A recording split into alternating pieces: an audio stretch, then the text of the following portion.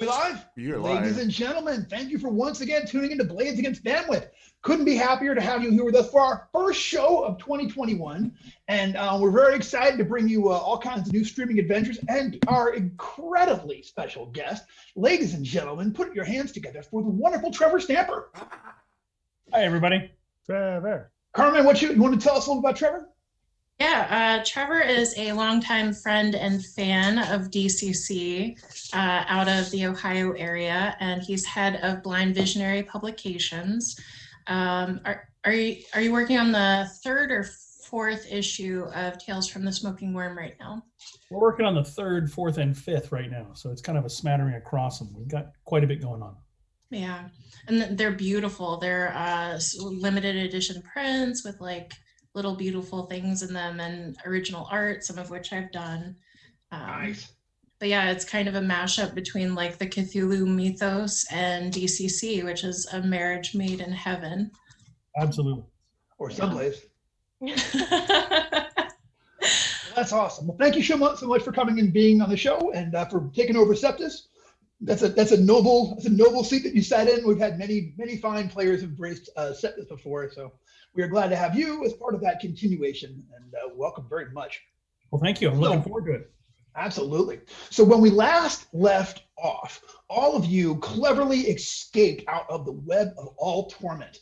You fought your way through the final defenses in that place. You burned your way, slashed your way, cut your way out, made it to the outside. Once you made it outside, you can't see it anymore. Like the area where you stepped out of is just this sort of blank, place in the swamp right now, that the geography doesn't seem to line up with the geography of the demi-plane. Let's just call it what it is, where you briefly were.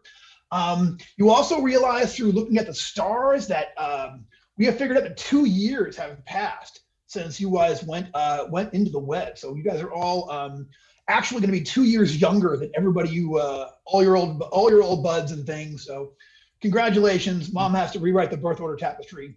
Well done.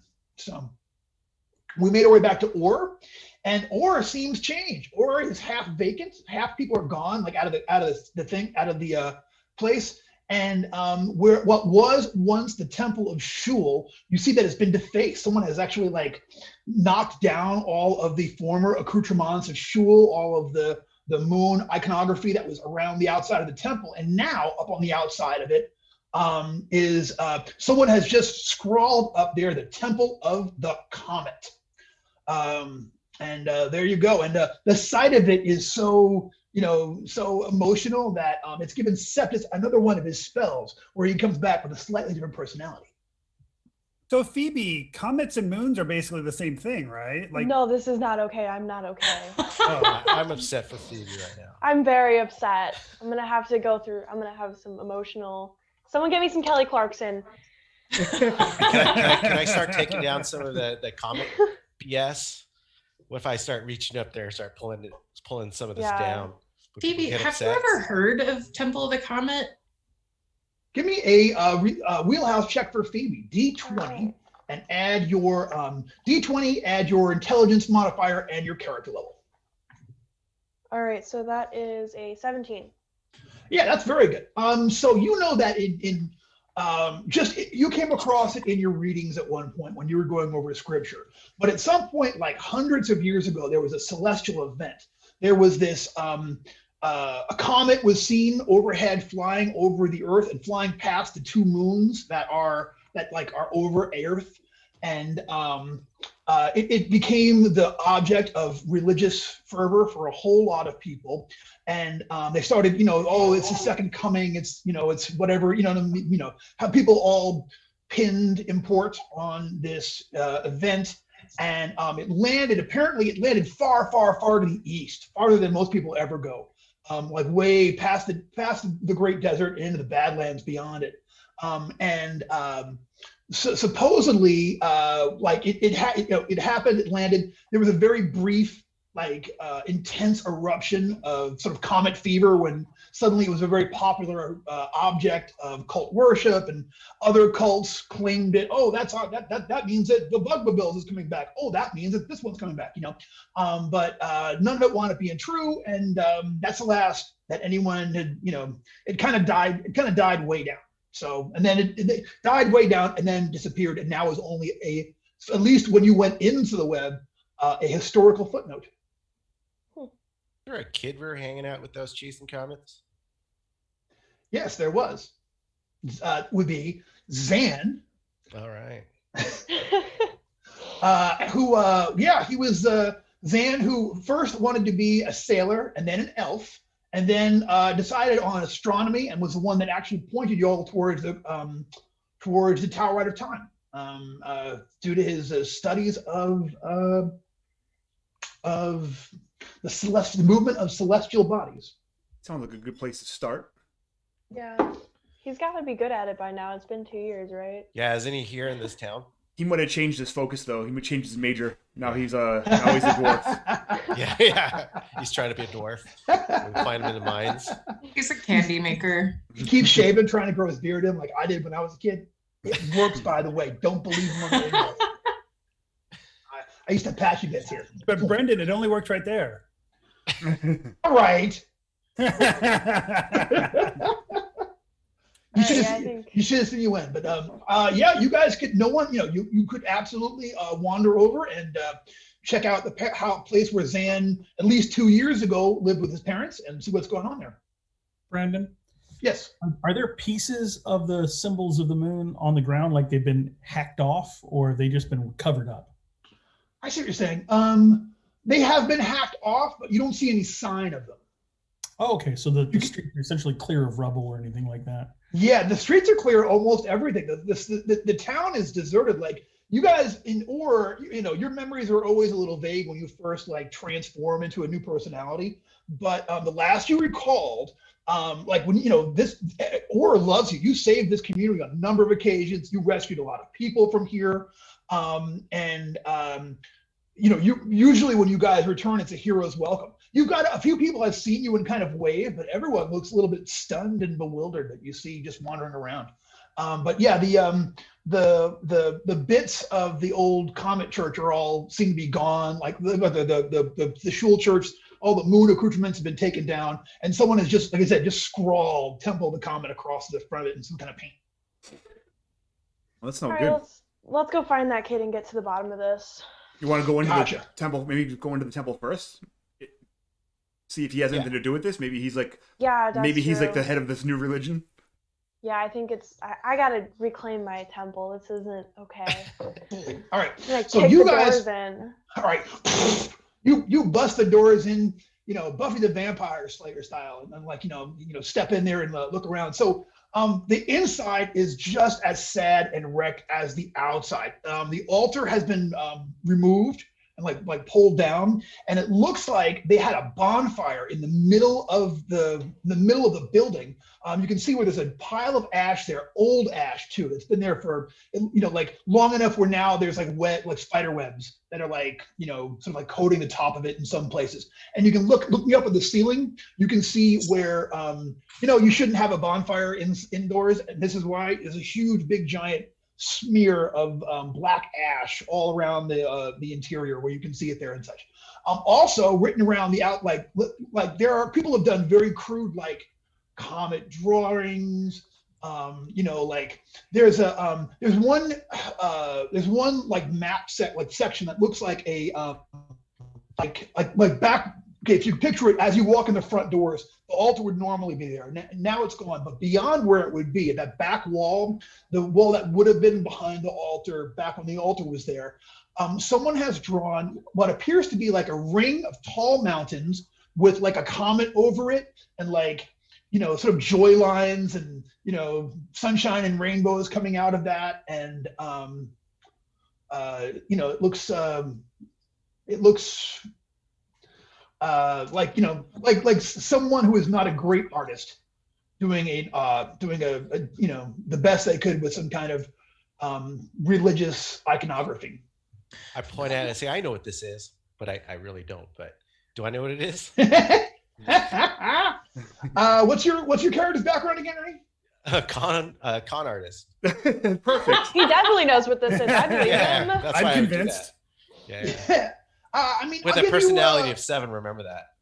yeah, I'll give you a chance. You're conning yourself as well. Yeah. No, who Actually, the real victim is here, Ernie. Yeah. Give me a roll, but I'm not going to give you a flat D10 for an untrained. Give me a D12 because maybe at one point you worked this into some sort of a, maybe you were selling plots of land there or something. Or well, it's going to be a straight D12 since I don't have a modifier. Ooh, 11. Someone want to throw in some luck? Yeah, I mean, I'll tell you what, if you throw in 1 point of luck, I'll give you a piece of the puzzle. He's got a point of luck. Okay. Oh, Forrester stepping up with the luck. So you know what? Like there is a far off to the east. Okay, that you the tale that you have heard it. There is indeed a difficult to pass ring of mountains called the Halo Mountains. And you think that, like, from the way it's drawn here, you've seen it drawn this way before. Like if you were going to it's essentially, people believe it to be this solid ring of mountains with this huge basin in the middle of it that, like, is very, very hard to get to. And some people consider it to be kind of a Shangri-La, like, oh, they're in the middle. Like if you were going to say, oh, that's where the Fountain of Youth is, or that's where the door that takes you straight to heaven is, or the oracle that can answer any questions. A BS artist might say, yes, they're in the center of the Halo Mountain Basin. There it is. That's what I say. That's what I pass on. It's like, yeah, there's a city of gold or something in there. I make it up. So that is what you see. And then, go ahead. I was thinking, Brendan, was there anyone in town? I mean, I know you said they were like looking at us oddly. I mean, is there anyone around, even in the church or around the church, that we can ask, like, what's the deal? What the deal is? Like, where are people going to this area? Yeah, absolutely. Yeah, you can go outside and grab somebody random. I mean, just give me I know what your luck situation is. Just give me a luck check just to find just the right person to tell you what's up with that. Yeah, so across the street is like the greengrocer, and you wander over there and he's like, oh yeah, that used to be the Temple of Shul. Didn't I know you? God, you look so young. That's crazy. Good hydration and moisturization. I need to get some of that because oh, look at these liver spots. This is terrible. I can't be like this. So are there people going to these mountains? He's like, well, there was a pilgrimage. Yeah, they all like a lot of people went. One night, this kid started talking about how there was the true God had landed on our world on a comet, and he was going to take everyone there to show them the true paradise. God, he gave me this thing. Oh, hold on a minute, it's around here someplace. And he digs around in his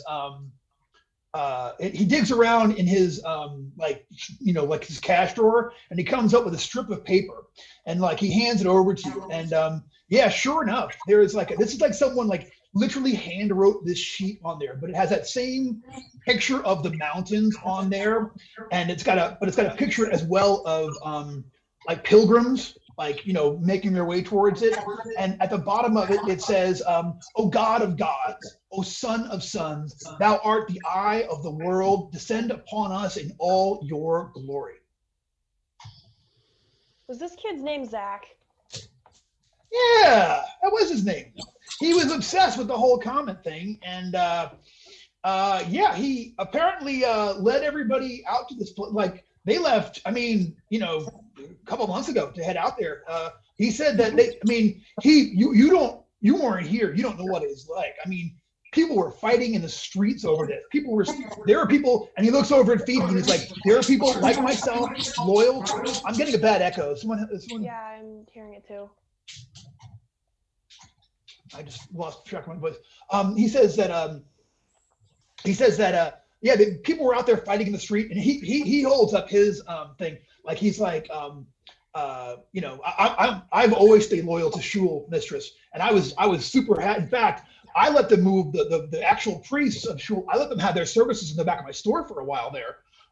But they were, yeah, oh, well, of course. But he said, but if they knew we were here, they would come out here and yell at us. And in some cases, they would try to grab my holy symbol. You grab your holy symbol and take it away from you and claim that we were worshiping false gods. I mean, there were fights. There were fights. Well, luckily, Phoebe's here to burn these heretics at the stake. Exactly. Well, I hope you can talk some sense into them at the very least. Is that what we're doing now? Or are we gonna go get our people back? At this point, I imagine Phoebe just having that like psychotic smile on her face, like, no, this is great. No, everything's fine. Yes. Well, thank you for your blessings, Mistress Phoebe. And is it really you though? Gosh, you look so young, all of you. It's amazing. Let's ask the gentleman a question. Why did you go with them? Well, it's nonsense, isn't it? A comet's only in the sky for a little while. The moon's up there all the time. Exactly. This man's got this. He gets it. And of course, and my family, we worship all of the gods of law we have reverence for, obviously. But see, he wouldn't even say where on the balance the comet came from. That's a bad sign to me. That could be chaos. I'm against it. These chaos worshipers, they start doing what they're doing, and then the next thing you know, it's drugs, and then there's they controlling people with the drugs, and then it's prostitutes, anarchy. Yep. Yes, and I won't have it. Not in my store and not in my town. Gosh darn it. Sounds. At least not with us getting a cut. Yeah. Sir.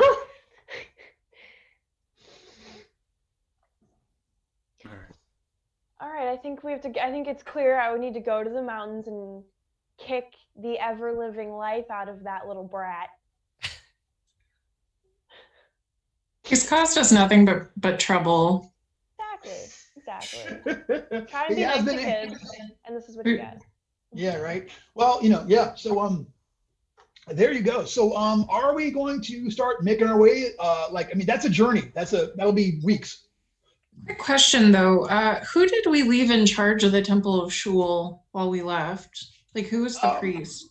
There was they were like under priestesses, sort of like what we would call like deacons, like lay persons. They couldn't cast spells or do things like that, but they were loyal to Shul and who were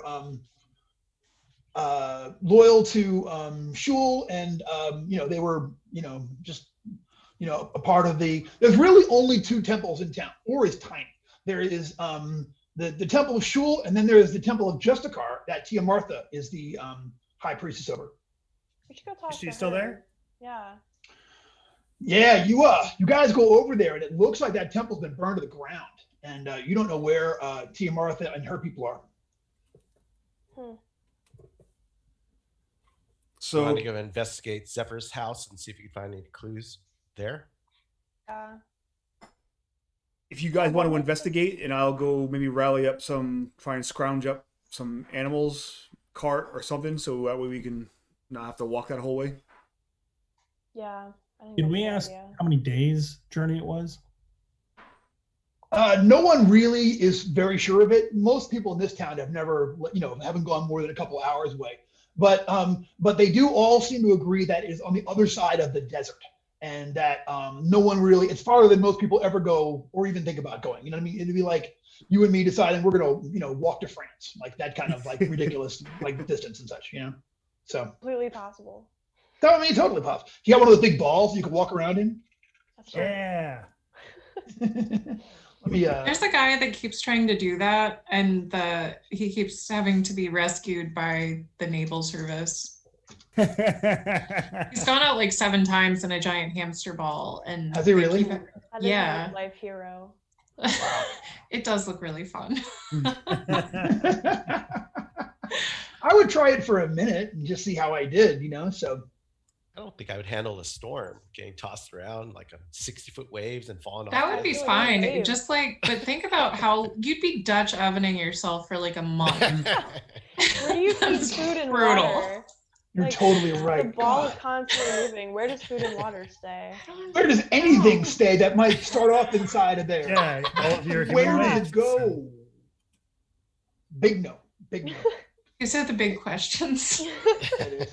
Hey, has someone checked? Are we actually live online? Yeah. Because, all right, cool. We just have nobody in the chat. Like, there's like nobody's watching Yeah, us today. I got it on my iPad. All right, cool. Oh, hey Jess, what's up? Hi Jess. Jess is here. Then we're All rolling. is right Everything's with good. the world. Oh, hey, what's up? Oh, that was a bunch of folks. Yeah, Hi, everybody. Steve Newton's here. Young Steve, what's up, Tony? What's going on? Everybody What's up, just here DJ? watch me make out with my cat. Everyone's here just to watch you and It Harv. was so be here. lovely. He's a very have sweet fun. cat. What was So- that, Trevor? I said you've got to have a hobby. Oh my God, All right.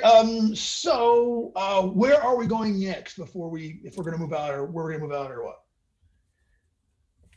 Well, like I said, if you guys want to investigate anything else, I'm just gonna I'll rally up like pack animals and whatever else we might need if they want to take that time to go investigate any other places. Sure. All right.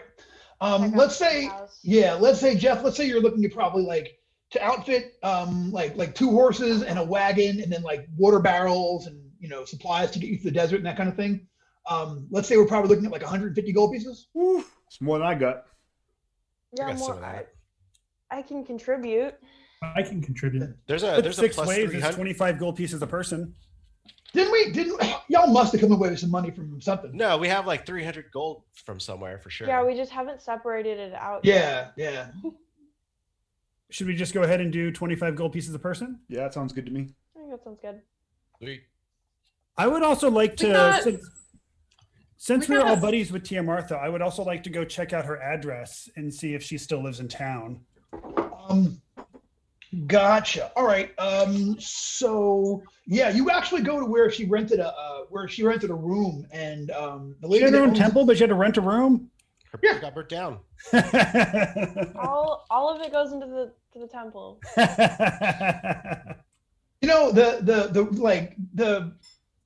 For the Justicar faith, their temple is just a rallying point. They worship on the battlefield, and in the what I mean, like they're the ultra militant ones and such. So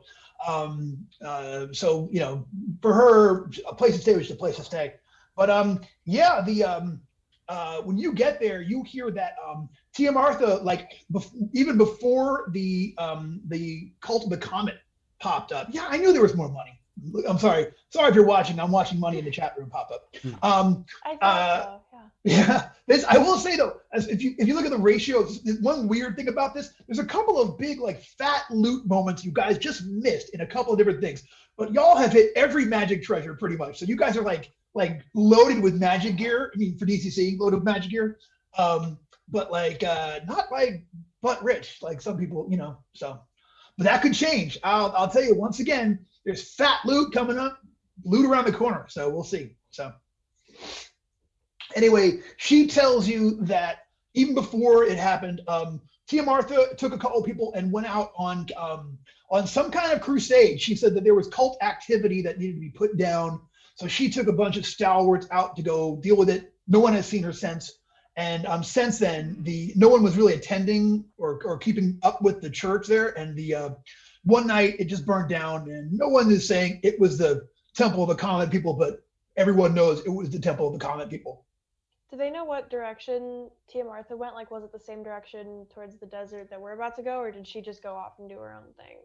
No, she said she was actually she was heading the opposite direction, as if she was going back towards where you initially encountered the Emerald Enchanter.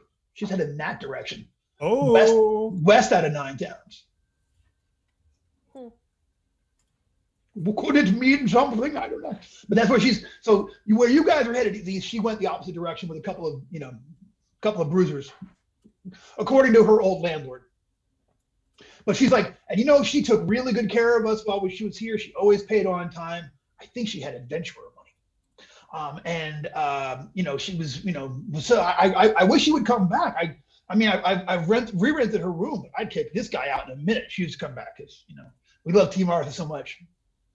We all love Tia Martha so much. So should we go check out the Green Lantern or Haley's Comet? Oh, I'm going. I want to check out this comet. Yeah, I think I have to. I don't think Phoebe can do something else and focus without figuring out who defaced her temple. There will be vengeance. Yeah, there's gonna be vengeance. She's still kind of doing the crazy smile laugh thing. That's like, is Do you like how we routinely wreck temples, but when it happens to us, we're just super offended? How dare you? You know, everybody is somebody's heathen. That's the fact of the world. You know what I mean? If you're Heathen Slayer is a full-time gig. They're out there. So, all right. So, we go by. You guys want to go by Zan's house? Yeah. Yeah. Yeah. You guys go over there, and her parents are super happy to see you. They couldn't be more excited.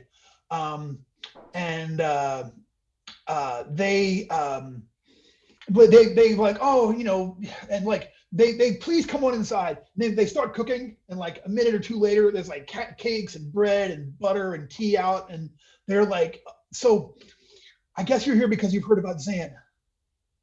We are so worried about him. Sounds like he has his own little faith growing. Well, he got so into the stars that he started to talk about how the comet had come and how it was going to come again, and how and then he started meeting with these people at all hours of the day and night, and they started listening to him. I mean, really listening to him. And I mean, he wanted us to go with him. I said, there's no way we can go with your father's lumbago. But he would never, he was just, he was adamant. And they finally, just a few weeks ago, they all just marched out of town, and I don't know what's happened to him. And I'm terribly, terribly worried. I think he's gotten caught up with some kind of, I mean, if there is a comet god, why not? There's a god of everything else. But it seems so destructive. It was so violent. I'm scared for him. She's Did like, he leave anything with you? Yeah. Yes. Oh, yes, sir. Did he leave anything in his room? Did he keep a journal? Oh, he took his writings with him, but he gave us these, and she has 3 more copies of very nearly that exact same flyer that the man at the store had. Little propaganda pamphlets. Little propaganda pamphlets. You have a map on it? There is a drawing of the Halo Mountains, and like an approximation of how they look. It's stylized, you know what I'm saying, but it's not like, And was your son responsible for the burnings? I hope not. Mistress Phoebe, he got so excited about his beliefs. No. My name's Forrester. She's Mistress Phoebe. She's looking over. She's afraid of Phoebe right now, because Phoebe's got this rictus, like there's like 2 drops of blood like dripping out of her clenched fist right now. She's like, so we don't want any trouble with you. But yeah, she's like, Master Hobbit, I hate to think that our son was caught up in anything destructive like that, but I certainly know he was a celebrant. Can't you do anything? He looked up to you so much. He respected you so much. Miss Wiggs, he wanted to be you so badly. There's got to be some way you can talk sense into him. Won't you help a mother who's just scared for her son? And he gets really excited about things. There's a really good chance that he found something else along the way and decided to do that instead. Oh, I hope you're right. When he was just into the boats, that was great. And I thought he'll be a sailor. That's a very respectable trade for a young man. He will be found. He will be found. Thank you, Mistress Phoebe. Thank you so much. Did he mention anything that stuck out about the comet god? Yes. He said that the comet god was going to have us all to his garden, where we would pass through into immortality and rise into the greatness of the world that is to come. He said that to me 100 times. And the dad finally speaks up. 100 times. 100 times. Sounds a little culty to me, so yeah. No, not a real religion, just a cult. Just gonna just dropping that on there. Yeah. I also like that the Phoebe garden. didn't say. I also like that Phoebe didn't say we'll return your son. She said we'll find your son. He will be found. He will be found.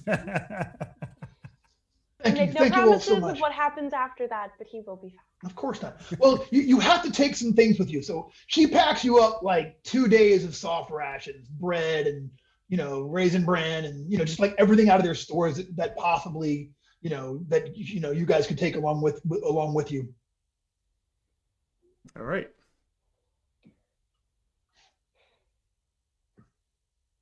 Take off in the morning. Yeah, you want to spend a night carousing? I'm gonna spend go, it Anatole. convincing other people to fucking fix the church while I'm gone. Oh, Forrester wants to go carousing. It's been too long. Yes. All right. So we got a couple of things here. Phoebe, let's talk about you going over there and yelling at people until they get the church hooked back up. If you're a true believer in Shul, you will fix this church by the time I get back. This is embarrassing. This is a temple. Get it together. All right. We could just pay them. No, I don't have the money for that. We just don't have It's time to make a donation to the church. I'm just gonna go full mom on them. This is an embarrassment. You need to fix this, or Shul is gonna have problems. Yeah. Use their middle name.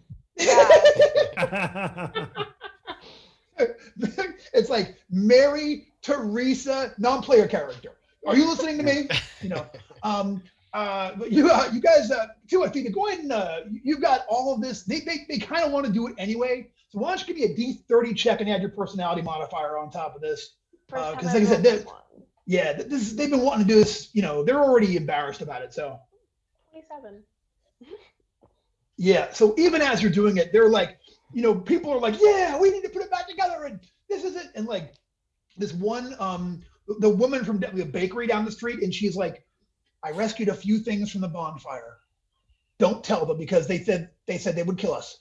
But so she's got a couple of, now they're charred, but like the big moon that was over the door, like she's got it in her back, she has a tarp thrown over it, and so so they immediately, the community has gotten together on 27. You know what I'm saying? Like they're all other concerns in the short term are put aside while everyone Good luck carousing, guys. They're going to be fixing the church. Phoebe's in there nailing up stuff. All right, so anyone carousing, so I'm going to use, like I said, carousing like I've been did it, just a D20 check.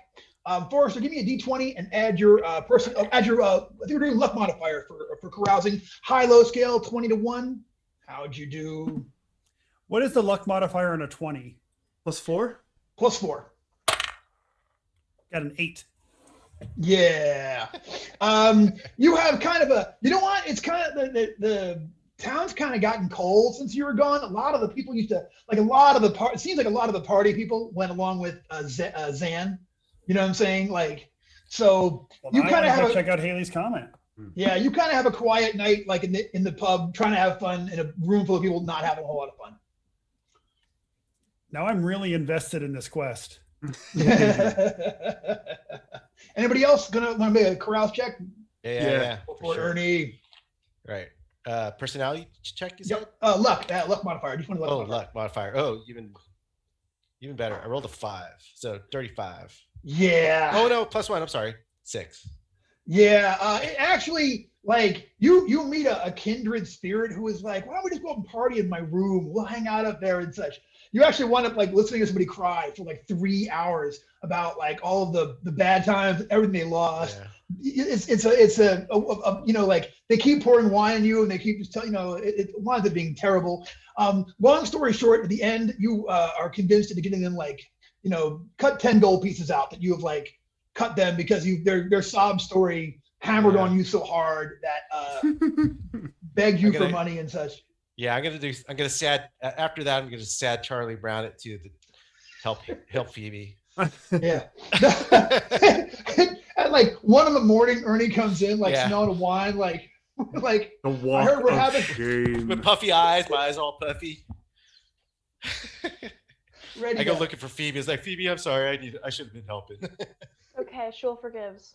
and you spend the rest of the night building pews. Yeah. So, all right. That next morning we head out and we start making our way. So I will. Wait, what happened to Anatol? He hasn't come back yet. Oh, Anatol. Are you going for it too? Yeah, I'll go. I don't want to slow this down anymore, but I've got a. Give me a roll. Ooh, I got a 19 with my +4 is a 23. All right. So as it turns out, okay, everybody who's still hanging out, they're basically doing it in secret because they're still afraid that the comet cult folks are all following them and such. You wind up partying in the basement of the old temple of Justicar, like under the burnt rubble. And they found a way to get down there in the basement and stuff, and that's where it's all happening. You know what I'm saying? Party in the temple. Yeah. You have like the night Teenager of your thing to life. do. Yeah. Yeah, and you wind up with a bunch of you've got now all of the contacts. Essentially, you are completely plugged in with the underground, with everybody who's fun in here, everybody who's still doing stuff in Ore, people from other towns and such. And one of them gives you a 23? 23. Yeah. Do you want your character to have a romantic relationship? Sure. I mean, I don't advertise it, but why not? Sure. And you know what? Also, while you're there, you meet somebody. Somebody. And wind up sitting up with them all night long and just talking about everything. The two of you are sitting there in the basement. You can hear looking out of a hole in the ceiling. Yeah, you know what I'm saying? The moon comes over, moonlight. So Anatol has made a connection. Maybe if I make it back from this adventure, you got to make it I'll back. look for you. You got to. Awesome. We'll watch The Notebook together.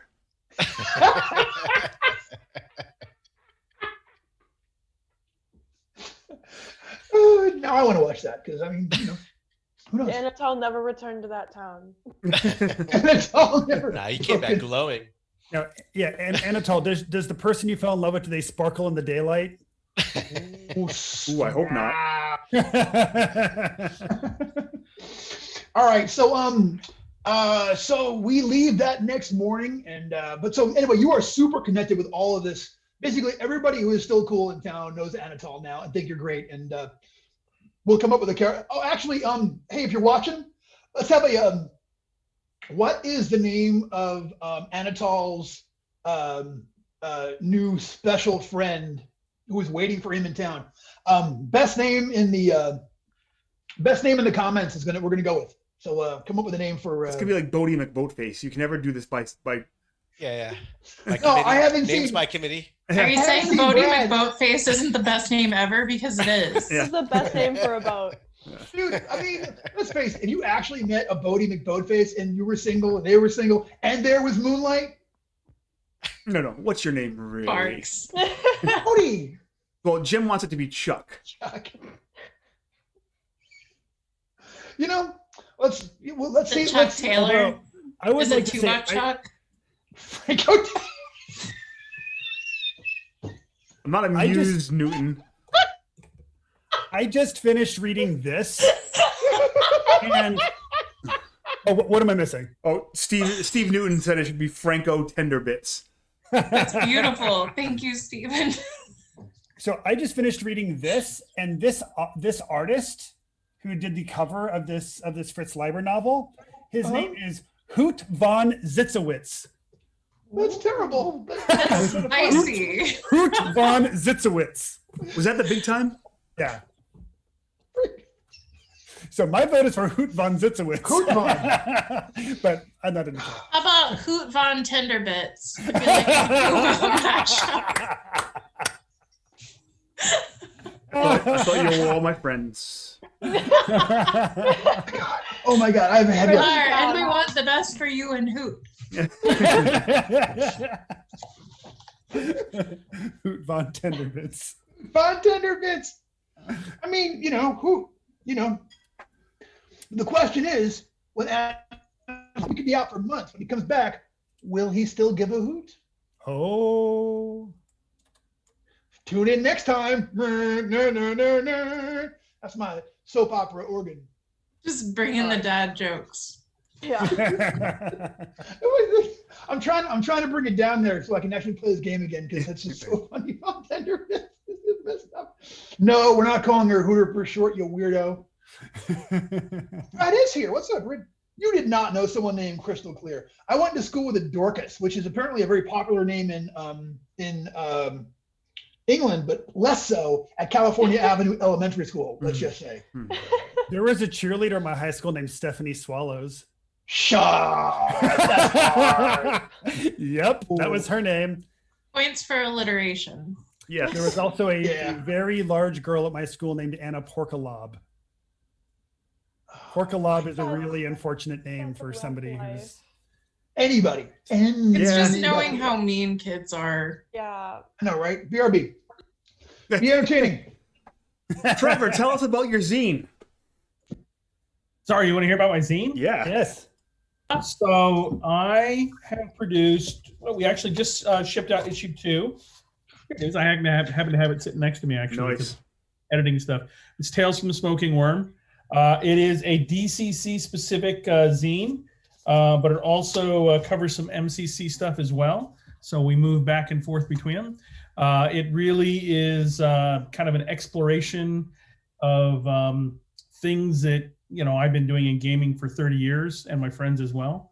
So we usually have an interesting patron in there. The upcoming issue 3, has an Archimental patron. If you remember from the old monster manual and everything, Gary Gygax invented the Archimentals. So we created an Archimental of Earth patron named Dornivis, and my wife plays in my home game. So that was the reason why Dornivis came about. Nice. And so I wrote that up, and so it's exploring lots of different takes on DCC. We have a troll class coming out, which is more the Scandinavian nice influence troll. Actually, there's 3 sub into So it. it's not the internet troll. It's not the internet troll. I'll kick that man's ass. Wouldn't that be a wonderful class for like MCC or something, right? Like an actual apocalyptic, type name, an internet troll. Yeah, Dude. Their keyboard acts as their armor. Yeah, he's the Exactly right. shit poster of the wasteland. Now, Trevor, is Tales from the Smoking Worm more of a toolbox, or do all the things that are contained within these zines kind of funnel into the same setting? So that's actually a really interesting question, Jeff. It is overtly more of a toolbox, but if you read it and pay attention to it, you will see that there are things that are deeply connected. I've been running a game world for 32 years now. It's a ring world, and if you read we have a serial article in there called Culpeppers, where we do 2 herbs an issue. And if you look at there's a lot of kind of astrology built into it and everything, and we're using my moons and stuff like that. So there is stuff that ties into to my own home game world and stuff like this, but it's not so overtly that you can't play it for anything else. It's not designed that way. But maybe in a year or 2, when we put out something that's more specifically tied to that, all of that will be already there. All those threads will be there, so they're just not overwhelming. Nice. So. Something I love about the continuity of the issues, the cover is actually based on the Street of Knights in Rhodes, Greece. So it's this absolutely ancient street, and it's the same bar. It's just looked at from different angles. Cool. Yeah. So if you look at it, Joseph Goodman in DCC actually did a parody or an homage to that. It was originally a Trampier piece. Yeah. It's the Emerald the Chaotic. Yeah. And so there was the Americall, and then and so we actually have a character. If you look at the character on the cover, he is the neutral wizard. And if you look at and then I think Goodman did is it Locaramon? Yeah, Locaramon. Right. And so there's actually 3 of those. One of the things we've been doing is we've been working on the die, Americall's die, and we have DCC stats for it upgraded to a D30. And one of the reason it wasn't an issue 2 was because we've been arguing as to whether it should have 3 different tables or 3 randomizations depending on which wizard you got it from, and things like that. So yeah, so the cover, every issue of every cover is a different viewpoint of that location. And if you look in there, I think it's like the Green Knight or something on the first on the Trampier piece. It's the Smoking Worm in the DCC piece, which is why we got Tales from the Smoking Worm. And so we will have a viewpoint of that location, of that street, for every cover, and they'll be very different. The first two are slightly, there's, you know, it's the exact same Trampier vantage point, and then we pull back, and then I think issue 3 will be looking down on the street, and so on and so forth. So the great thing is we can go into Google Earth and actually look for those different viewpoints, and I can send a photograph that says, this is what you want to see. Now put all this other stuff into it. That's awesome. Yeah, That's so cool. yeah, That's really cool. So, I mean, the zine is really built with a lot of, there's a lot of Easter eggs in there, a lot of hidden homages and stuff, all the way back to zines of the 70s and everything. So one of the things we did when we started working on it was started collecting zines of the 70s and everything and 80s. And we regularly read through those and bring them back. There's a lot of really good work from that time period and everything. So, yeah. That's awesome. And Well, if you're watching it, I was just gonna say, what you're just saying actually really inspired me. Now I want to see somebody do this where like you have to roll something on a D10 table, but depending on the color of the dice you're rolling, it affects which table you're actually looking at. So every player rolls a D10, but then you look at the table based on what color die they rolled. Absolutely. Matter of fact, you know, Jeff, you had it was a Spellburn episode from over the last couple of months where you were talking about chaos and randomization in die rolls, which inspired me to one of the things we've been working on is a true chaotic spellcaster, which has a master table that you randomly roll a d6 along with your d20, and it tells you which column you actually roll on, and it reorganizes the success thresholds. So you may actually roll a natural 20, and on one of the success threshold columns, that's a natural 1. And it flips them around, so it's really a chaotic spellcaster. So those are the types of things that we're interested in doing. Is you know, giving neat and additional ways to expand characters and stuff. Cool. And there are tools in there for game masters too. Yeah. All right. Well, hey, check out the Smoking Worm, y'all. Y'all hard to hear, and you know, it's a huge, big resource waiting for you out there. So, okay, so now that I'm a human being again, we are going to start traveling and start trying to catch up with these the pilgrims who are along the way there. So finding this place is actually a lot easier than you would expect, because apparently the pilgrimage has caught on so much throughout the civilized world. So many people have abandoned everything and done it, that there are actually little waypoints that have built up along the ways of people who have sort of made these little like instant towns in the middle of no place, where they are selling food and water and providing shelter for these for the people who are on their way to the Halo Mountains. And this is so mainstream. It's like Woodstock 99. I think we should I know, right? And go back.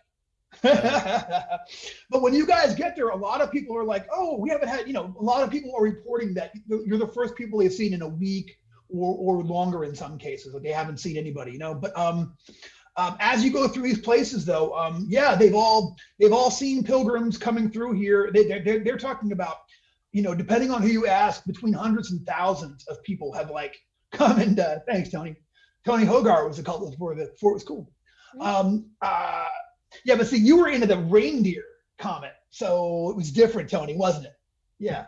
So, but you guys, like along the way there, you find like there are way stations there and people who can tell you how to get to the next place. Even the desert, like that desert crossing is nowhere near as bad as it could be. You guys make it to an oasis. You find some folks who have essentially made like a little stand where they're, like they've got like comets drawn on these signs, they got them hung all over the place. They don't speak the language. These are like tribes, people you've never met before, but they're friendly and they will give you water and sell food and stuff, but basically point you guys on to the next thing. Passing through there, you guys make your way finally to the across, come to the far side of the desert. Now we're talking about like, you've been on the road for like 6 weeks at this point. And have made your way through there. I'm just fast forwarding through. You guys have like done some hunting. You guys have done some gathering on the way there, and stuff. And the farther you get towards this, you like I said, there are 2 moons over the world, but like you start getting to a position where you can really see the other one really well. And you start getting, closer and closer. You don't usually go this far east. So now the path of that other moon is getting closer and closer. And eventually you guys actually come to the edge of you see that ring of mountains there as you start entering into the Badlands and getting closer and closer to it. And yeah, it looks like it's just, popped. Like I said, it's this incredibly tall, rugged ring of mountains. It's like an amazing, amazing sight. Just seeing it is so like mind expanding to see such a huge. It's like seeing the Grand Canyon, but in reverse. So everyone gets experience points just from seeing the Halo Mountains for the first time as dawn comes up over to it. And you see that there only seems to be one way to get in through there. And they told you, like, when you stopped at the way stations along the way, they said, "Oh, you must seek the Pallid Gate." Finally, you guys make it here. So twin moons lie as crimson orbs upon the horizon, emitting a feeble light that curls like the vaporing of blood, casting all in a cadaverous pallor of sickly scarlet. You stand upon the very ground of nightmare and legend, a land mortared in ash and human gravel. The closer you get here, the more the Badlands just become absolute wasteland at this point. Bones, charred and splintered, lie exposed to the eternal indignity of the heavens, transforming the plains here into a vast crypt floor. You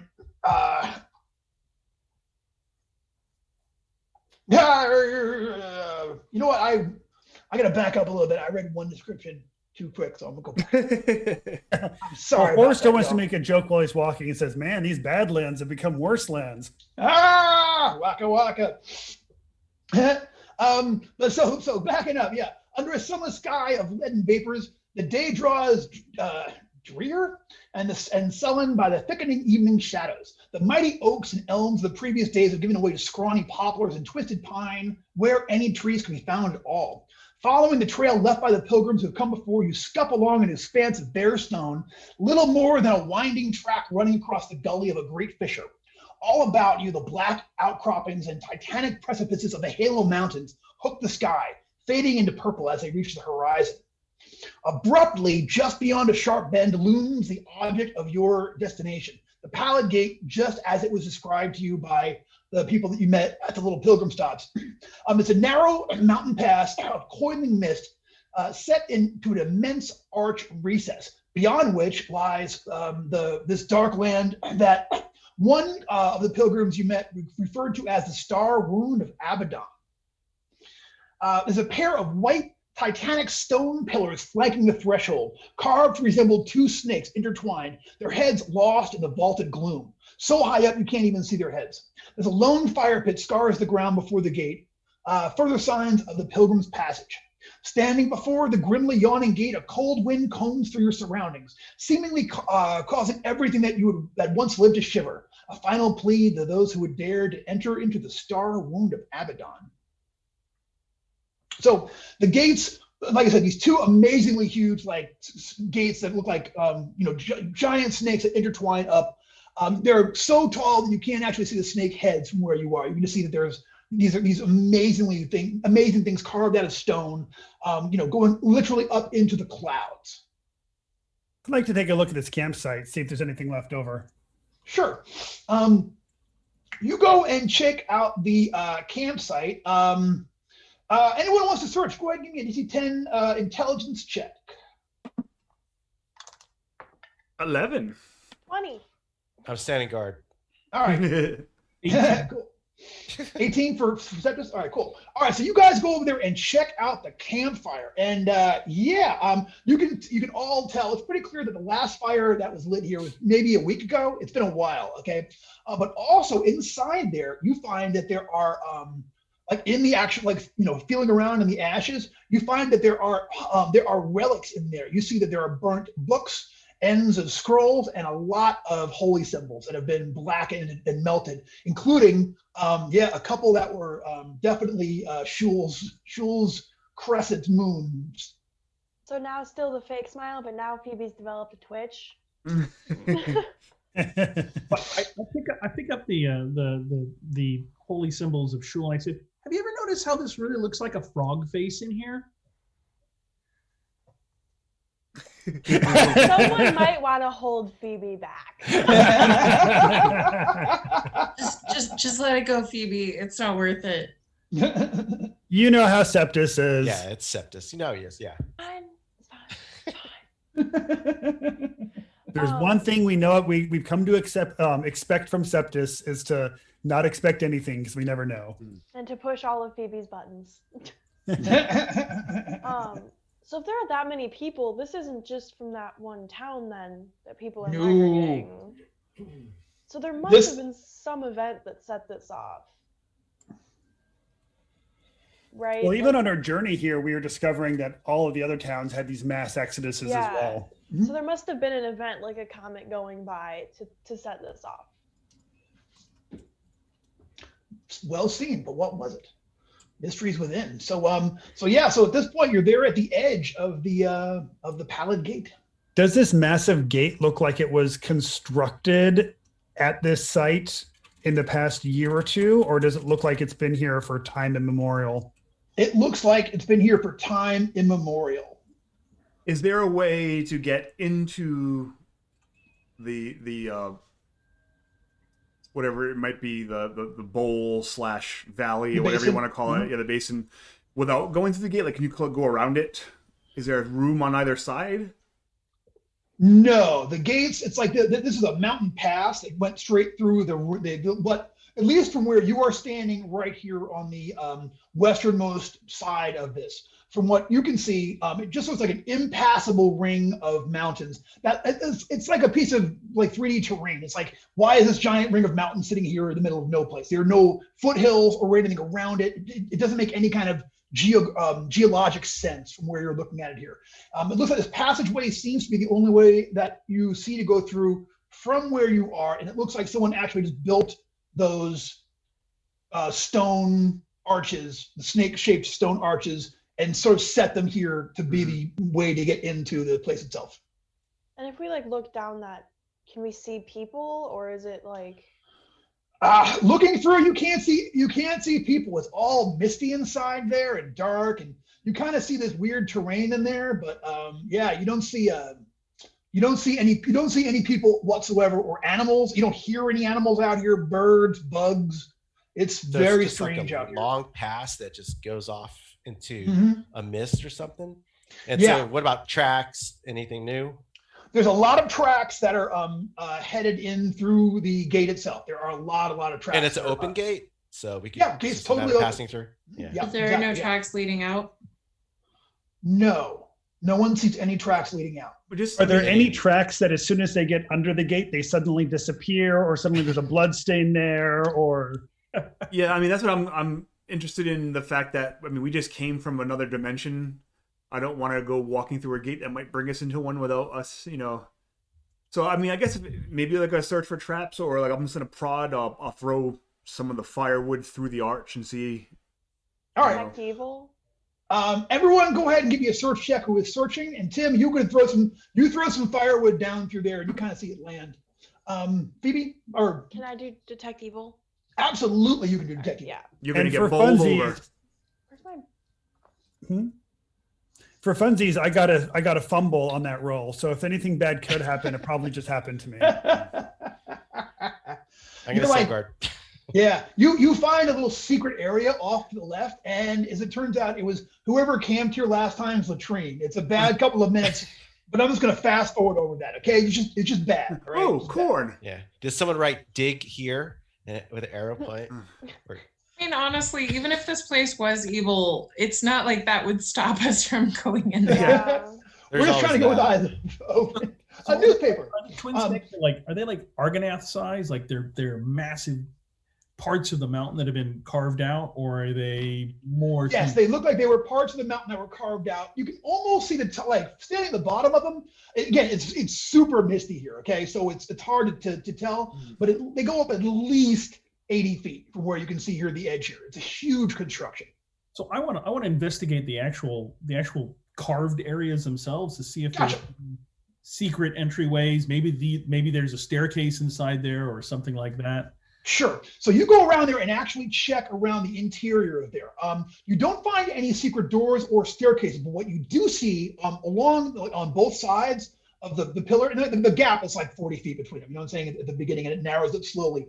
But on either pillar, you see that there is graffiti. People have either written or drawn, or in some cases even like chiseled in or scratched in names all around the outside of this thing.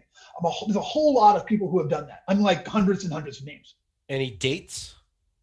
A few people have put dates there, and there's like people are like, we come today to seek the garden, the following, and then it's like a list of all the names. You know what I'm saying?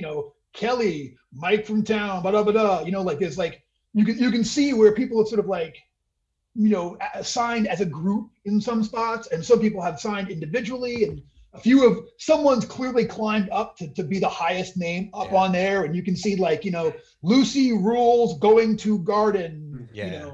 There was a lot of that in real life here for people that were coming west for real? For the gold rush and all that stuff, or just coming to California for whatever.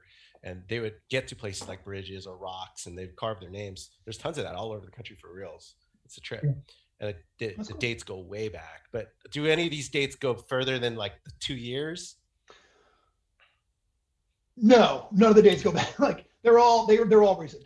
I pull my steel from my flint and steel out, and on just kind of random names, I X them out and put RIP with a date that's maybe 3 or 4 weeks later.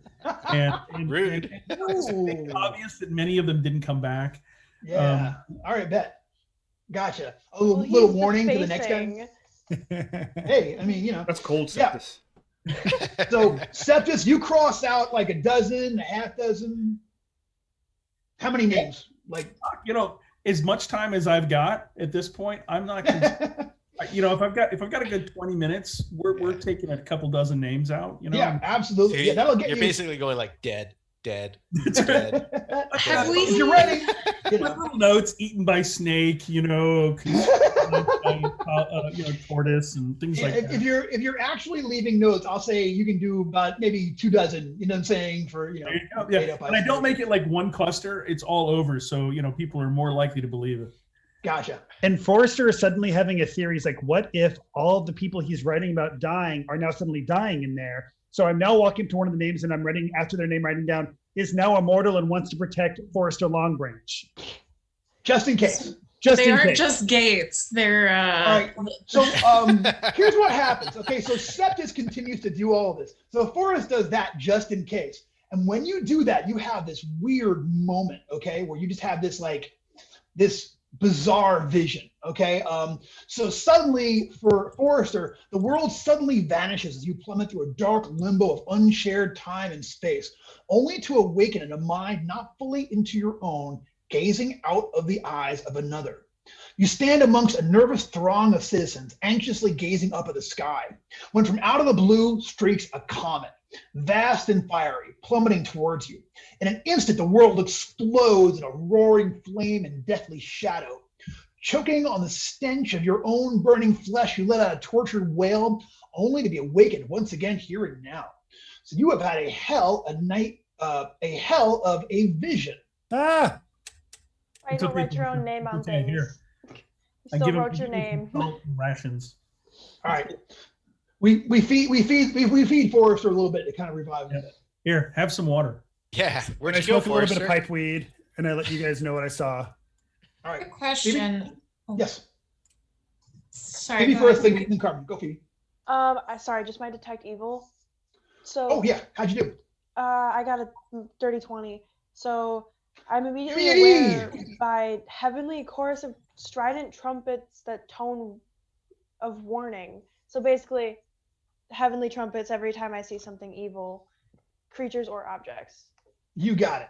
Okay, right now it's like walking down Bourbon Street on Mardi Gras Day. Okay, there's a lot of trumpets going off, and this whole thing radiates big old capital. Give me a evil to you. Like this whole thing reeks of chaos and blood and death, and you feel like this is a terrible, terrible place. I'm gonna lift up my Hobbit shirt and see if I get any beads. Can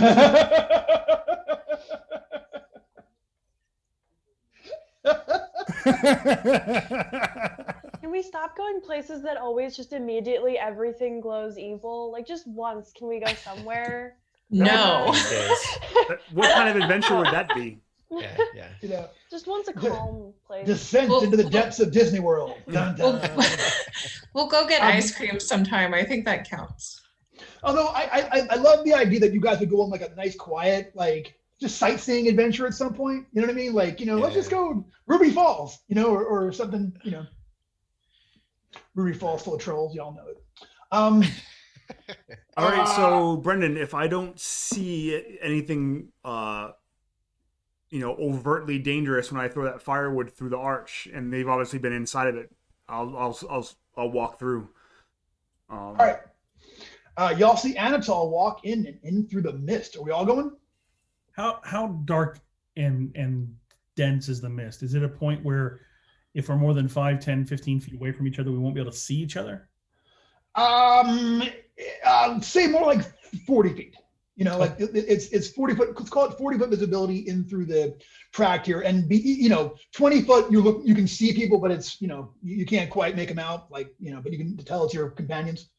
Yeah. But yeah, the deeper you go into there, the harder it gets to see anything. Anatol stepped in. Can we still see him through the gates? Yeah, you see Anatol as he sort of walks in the mist, looking around.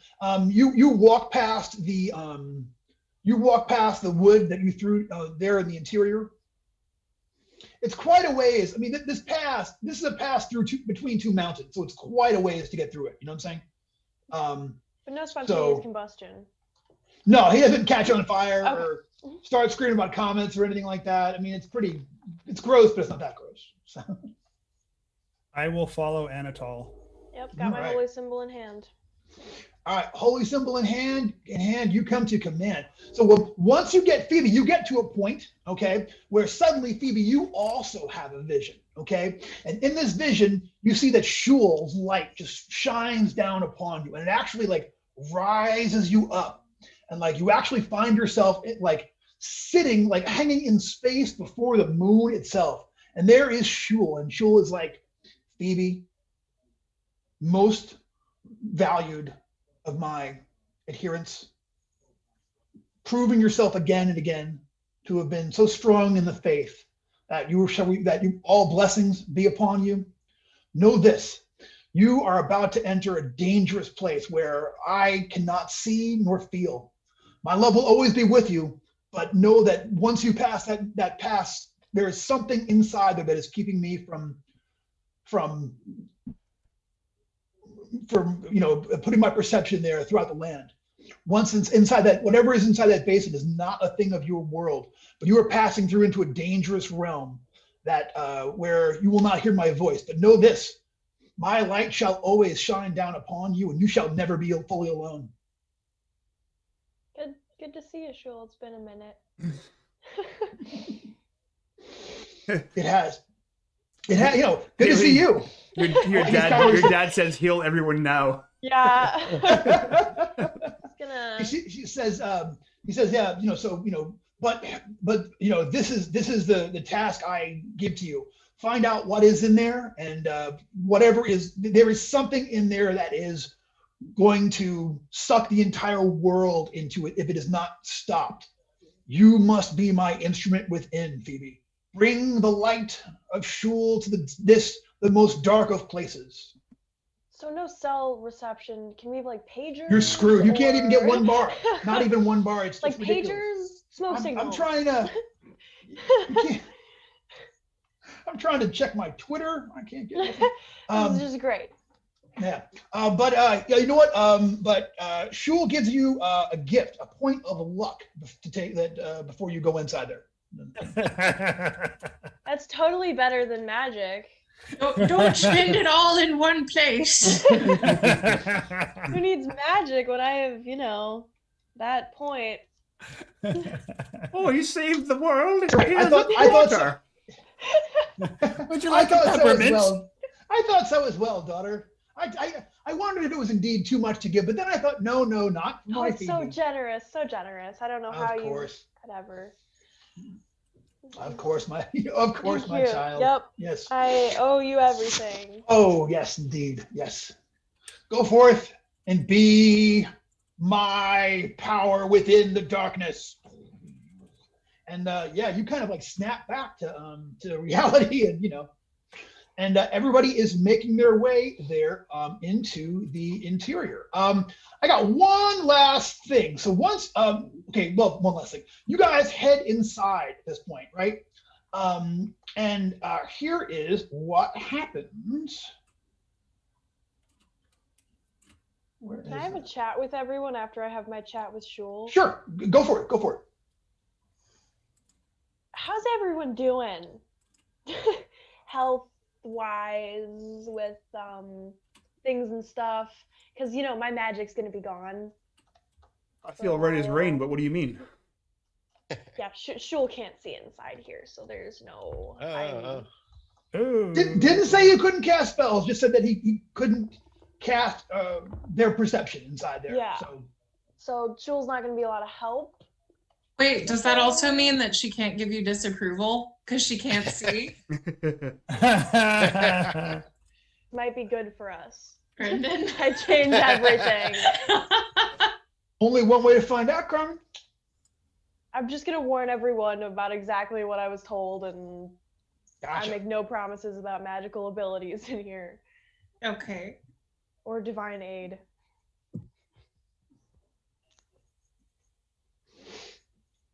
All right. I smell a loophole. I don't know. I think this could be good. I mean, maybe this is the time to convert. The comet god can probably hear and hear. Oh no. My God. Roll for initiative. Shul herself is now coming down. He's like, I said I couldn't She's like- hear. Yeah. I heard that. Yeah. I could still hear until you took 10 more steps, so. Suddenly, there's a pair of moon boots. Y'all remember moon boots? I had a pair. Oh, Mhm. All right. So we go inside. All right. Passing through. Once you guys get, the mist gets deeper and deeper. Forrester, something, however, occurs to you. Roll me a d5. 2. So you undergo something as you pass through there after having had written your name on there. You actually lose a point of luck. Like gone, lose a point of luck. Don't worry. Shul's A got our permanent? back. It's Permanent or permanent, yeah. Permanent, yes. But while you're inside here, okay, you can 2 different times you can re-roll a roll that you've made. So twice you'll be able to do a re-roll for coming in here. Cool. Brendan, if it's getting mistier and harder to see, I'll take out my rope for us to all kind of like hold on to and stay connected. Underground style. All right. Yeah. So you guys, you start making your way in here. I'm gonna go ahead and read my description earlier because I read the second one first and the first one second. But I'm gonna read it again, and we're gonna edit that last part out. We're not editing. All right. So you guys, once you guys actually pass in through the pass, so like I said, twin moons lie as crimson orbs upon the horizon, emitting a feeble light that curls like the vaporing of blood, casting all in a cadaverous pallor of sickly scarlet.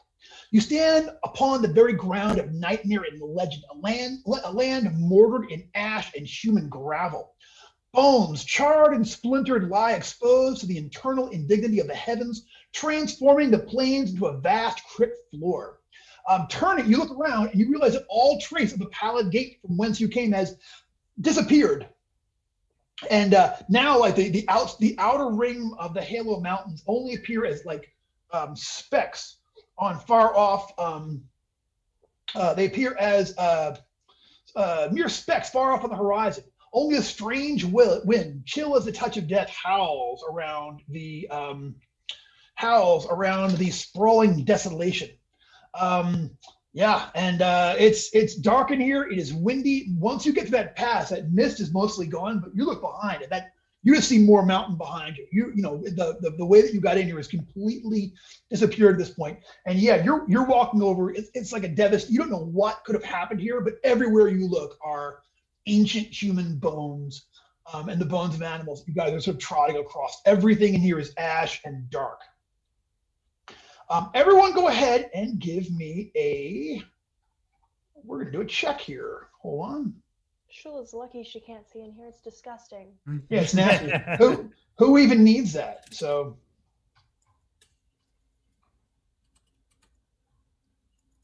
All right, so everybody, once you're all in here, go ahead and give me a DC 8 willpower save for everybody. 14, Brendan. Good. Fumble. Fumble, Wiggs.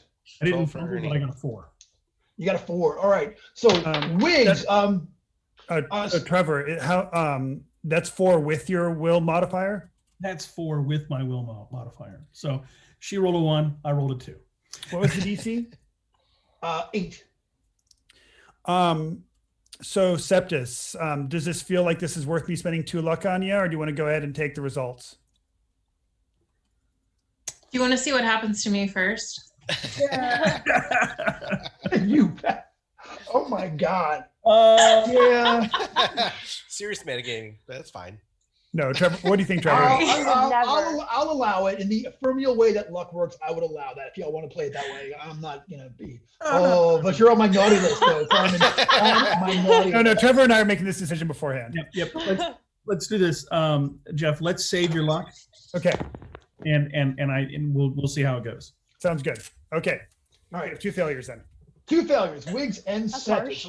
So failures. No, you're not failures. So Wiggs, you take 3 points of personality damage. And Septus, also takes 3 points of personality damage. It can't go lower than 3 though. Okay. And you feel this just incredibly heavy, oppressive despair. Like that you're in here, you look around and like you're kind of thinking back to like the web of all torment, and it's like, oh my God, we are once again trapped up in this. It has that same kind of feel to it, but like even in the web, you never really like all right, I'm never getting out of here. But both of you will have this moment of we're never getting out of here. We're gonna die here today, and you just so it's we're just like, just kind of really? demoralized. Yeah, feeling demoralized and rough. Too real. Kick my feet through the dirt and dead people. Reach in my pack, pull out one of those fingers and just kind of lightly chew on it. In a really bad way. Like thinking about things that I probably shouldn't think about. Yeah. It's hard, man. It's hard. But you know what though? So so you feel it feels very dark and weird in here. Sure enough, from where you guys stand, the only thing you guys can see here, just a short distance off, there is a single strange-looking rock protruding from the ashen waste like a decaying tooth in a rotten maw. So you can see that, and then far off in the distance, you can see a garden, lush and distant. You can see far off on the horizon, promising respite from the insufferable emptiness. So far off, that garden seems to be just on the edge of the horizon where you can barely see it. Closer, it seems that weird outcropping of rock. And it's everything else in here it's like empty in every other direction that you look around in. I say we go for that rock. Truth? Well, the rock's on the way, so should we look at the rock and then maybe check out the garden? Yeah. It wasn't a rock. It was a rock outcropping. B-52s, love them. All right, kids. Athens GA represent. All right, so we make our way there. So when you guys get up there, standing before you is a gruesome sight. You walk over to the rock thing. Let me say this too. Somehow you quickly realize that distances in here are not working right because it looked like it was right there, and you walk for a long time to get there. A long, dark, windy, cold, gross, time where you just feel like, completely displaced from everything else and such. But you kind of you sort of snap out of it and make it through, and you come to that rock. Standing before you is a gruesome sight. A man, half naked and lashed to an odd-looking rock formation, slumps motionless beneath the baleful gleam of those cadaverous moons. A makeshift placard slung about his neck reads, "Abandon thy gods, ye who enter here." Oh, and I want to say this too, Phoebe, these two moons that you're here, like you're looking at them, these are not, you don't think that you're seeing the real moons from here. Like this is not Shul's moon. You're seeing an alien landscape here. You know well enough that you're looking at like something strange and unholy up in the sky. Also, which half of this man is naked? Is it the left half, the right half, the top half, He's the bottom half? He's Donald Duckin. Full Donald Duckin. He's just wearing a baggy t-shirt. One hat. He's got a hat, one glove, and one shoe. Left shoe, right glove. He's a mess, really. Yeah. Sorry, and he's alive. Oh no. Oh no. No. He's very, very, very dead. Is he like Does he desiccated have at any- least? Is he dried up? Does he still smell? He does not still smell. He is dried up, like he's been dead here for a while, but it's hard to tell. He's not, he looks almost like a mummy. Like he looks like he's, dried out husk, but not just bones and not just, I mean, Does he have It's any kinda morbid, symbol some of living- what his like old god was? Like what his actual? You're gonna go over and check him out? Keeping my distance. Sure. Very Yeah, I'll go with Phoebe. I'm gonna do like a poking. quick I just want circumference. to see if I can tell what his original belief was. Gotcha. Give Go him an ahead. ocular pat down. Phoebe and Shul can both give you an intelligence check.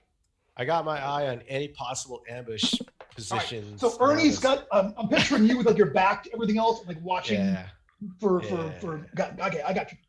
I don't like this. one. I'll take another point on that and have my bow and arrow out. All right. So, So like, you will also have. Yeah. I got an Gotcha. 11, Brendan. I'm really interested to see if Phoebe learns anything from this guy, so I'm paying attention to that. Gotcha. And what did you get, Phoebe? 16. Okay, gotcha. So here is what you see. You actually see that hanging out of his mouth is a thin copper necklace.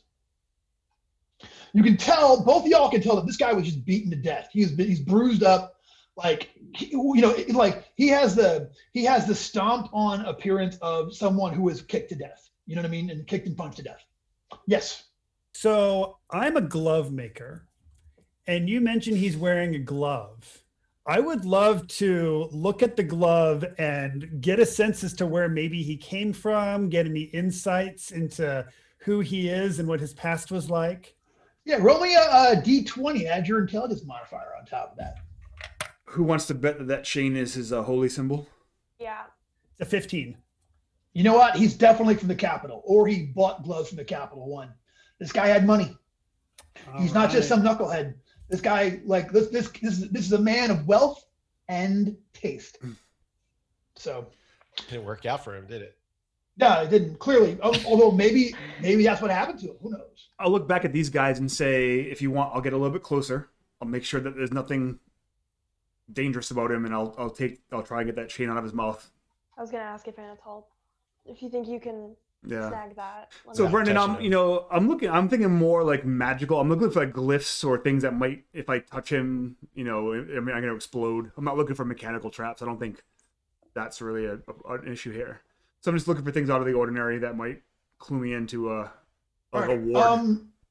Okay, so a couple of as you get up close, yeah, sure enough. Give me a check for traps roll. I got an 18. All right.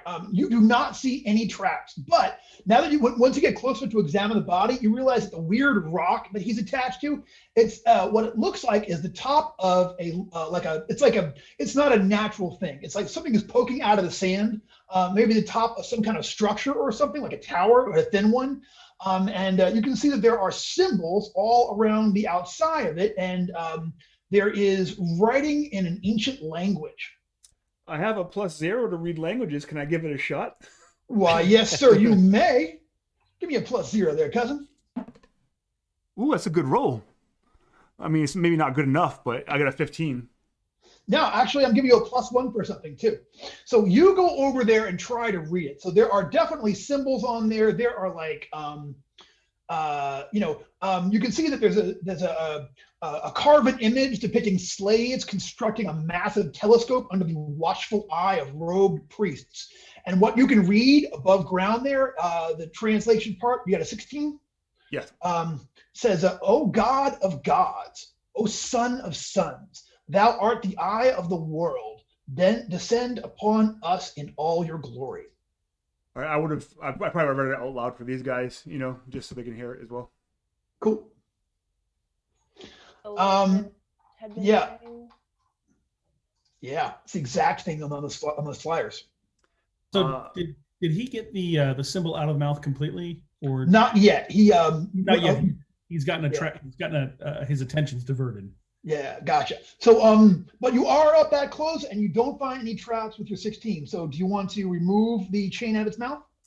Before he does that, I just want to bet, how is this body connected to the spire? I'm not quite visualizing. He is sure. Okay, so it's like the top of the obelisk is coming out of the earth. You know what I'm saying? He is like tied up to it. Like he's lashed there with like 50 foot of adventurer rope. You know what I'm saying? Like he's kind of like hung there with his arms kind of out there. And there's a hand painted sign that's been hung around his neck with some, like a cord of rope.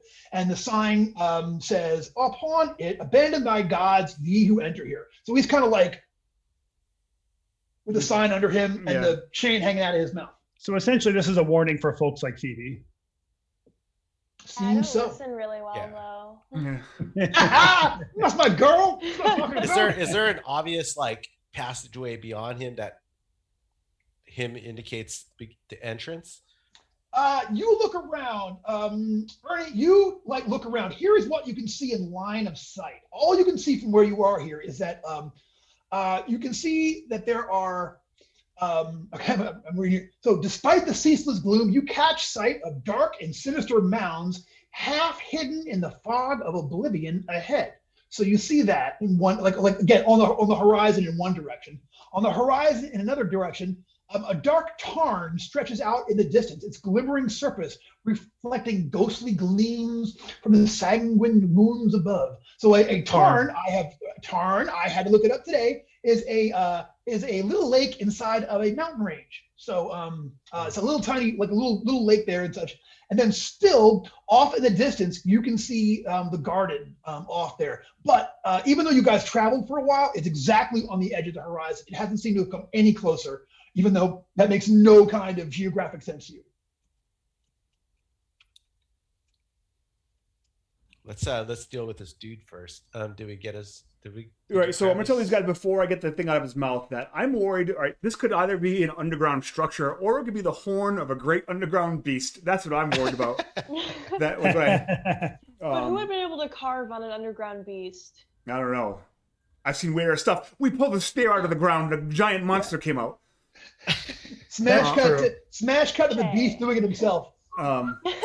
Anatole, do we want to see if we can excavate this thing a little bit further before we molest the dead dude? I think if there's any danger here that doing either one will trigger it, and I think if I just grab that and run, if you guys stand back, it's probably less dangerous than digging. Okay. So let me do that. I'm gonna make a lunge for the chain and then get as far away from it as I can. You snatch that thing up and take a couple steps back. Other than it kind of like changes the shape of his face, his jaw opens up a little bit for a moment, and like in a very distressing way. Other than that, nothing additional seems to happen. However, this is somebody's like very homely, holy symbol of Shul. It's a little kind of homemade thing. It's almost like the kind of thing you would give somebody, like there's a Phoebe in your church, like when someone comes of age, there's a little ceremony and you would give them this, their first holy symbol. That's what it looks like to you. The Shul mitzvah, right? Shul mitzvah. All right. Yeah, it's like a Shul mitzvah. Yeah, exactly. Mazel tov. I think So- I have to cut him down. Well, I if can't one of us not. takes the rope, so Cool. Yeah. You're gonna take his body down, Phoebe? Yeah, and try and whatever burial would be the most honorable in the eyes of Shul.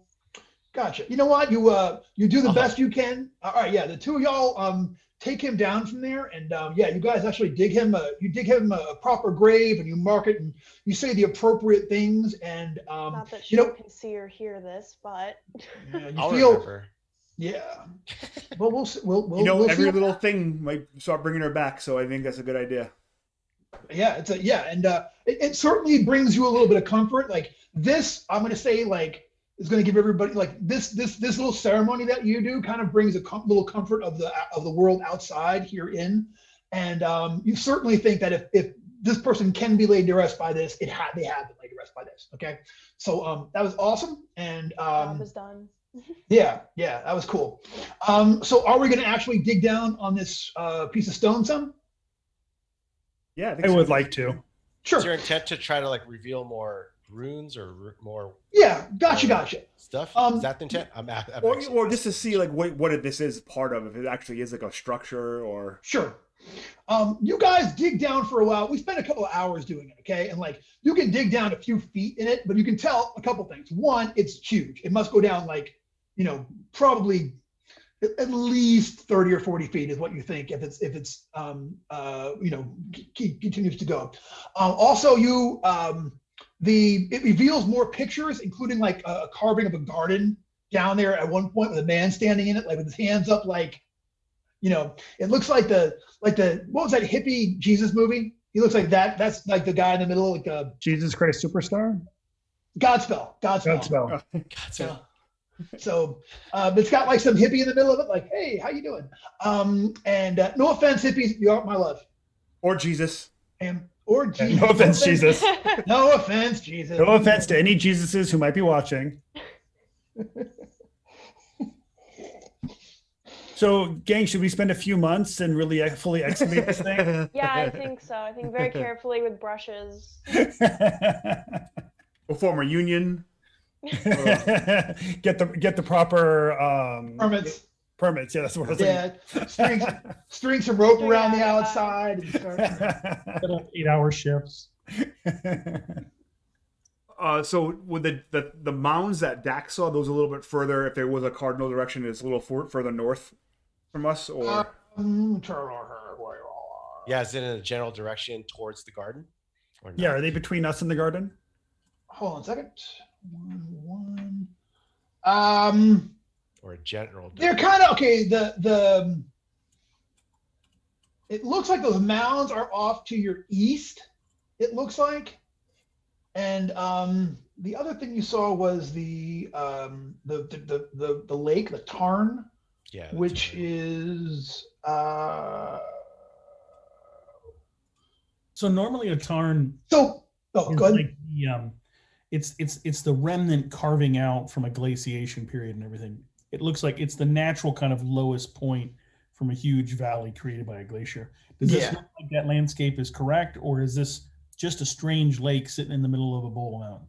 This is just a strange lake. Everything about here makes no geographic sense. You know what I'm saying? Like you don't know how these mountains, like there are no foothills. Everything around here is flat. The Badlands are flat all the way through, and like flat and rocky. You know what I'm saying? Like a hard place to farm is what would distinguish that. But there's no gradual uprising. You don't see any kind of geological, like not even like a low movement towards or a basoning, which happens sometimes.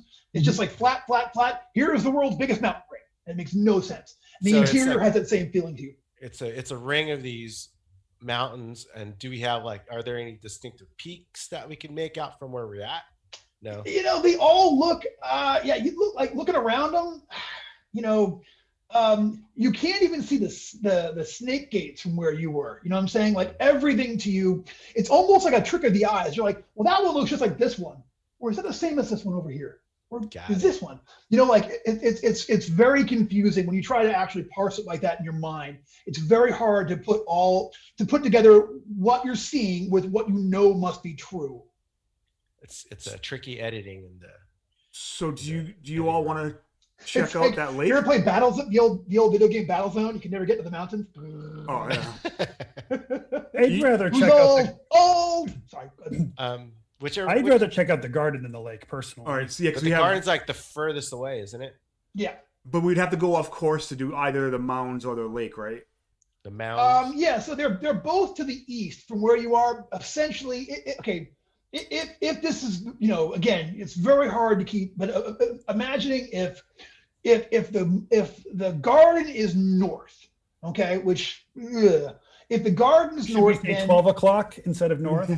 okay, if the garden is at 12 o'clock, okay, then from where you are, you would kind of have to head towards 2 o'clock to get to where the mounds are, and say 4:30 to head in the direction of the Tarn. Do that first.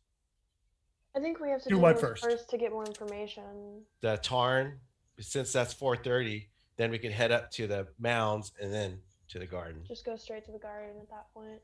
Before we go anywhere, is it just sand, or is it around the top of the obelisk, or are there boulders or anything like that? Just it's okay. You guys dug down a little bit, so Right. you guys went through about 2 feet of sand and got to hardpack. It's really not even. I mean, sand is too strong a word. This is very fine bone dust that you feel like you're walking across everywhere you look here. You're walking on layers and layers and layers of essentially dead people.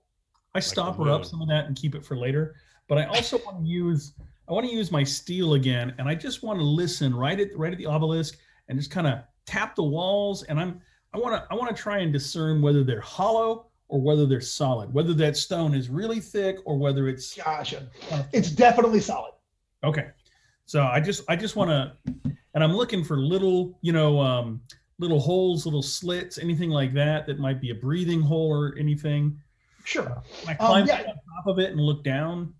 Climbing on top of it's fairly easy. You climb on top of it and you look down. You don't see anything. It's kind of cockeyed. So if the obelisk was originally like this, it's kind of like your man here. So that actually makes it easier to get to the top of rather than harder. So you're able to make it to the top there and look around. You feel around beneath you. It feels like solid, like a pillar rather than a passageway. Got it. Okay. Yeah. Now, one reason. Oh, sorry. Go ahead. No, I'm happy to move to any other location after this, after I stopper up some good. The only reason I'm interested in going to the garden, to start with at least, would be the garden seems to be the only place that is specifically referenced on this structure. So I personally feel like we're more likely to glean something interesting there, and we can just as easily go to the garden and then circle back around to the other sites on our way out. Yeah, I think that's a good point. My only fear is garden means endgame, because didn't they say you go to the garden, become immortal, and live there forever? My fear is that garden is endgame, big bad, and then we're gonna go there unprepared. But I just don't know why we would want to check out anything else for right now. I would be definitely I'm under impression it's mostly on the way, so we might as well check it out. But is the garden always on the horizon, no matter which direction I move? Yeah, when you guys came in here, the garden was at the farthest point, 12 o'clock that you could see from here, from where you were, and you moved up the sign. It took you a lot longer to get to the obelisk, which we now know it's an obelisk. It took you a lot longer to get to that obelisk than it felt like it should have. And once you get there, the garden is there on the horizon, as if you've made zero progress towards getting towards it. Oh. Yeah, garden could so my be thinking is that the journey is as important as the goal. And I think no matter what we do, as in all things amphibian in nature, you have to go through life stages to get to the end. So I think that we're going to have to go somewhere else and experience new things before we get to the garden. And with that, I desecrate the obelisk with some images of frogs. The classic says, and now that I've been philosophic, screw your obelisk, frogs rule. Gotcha.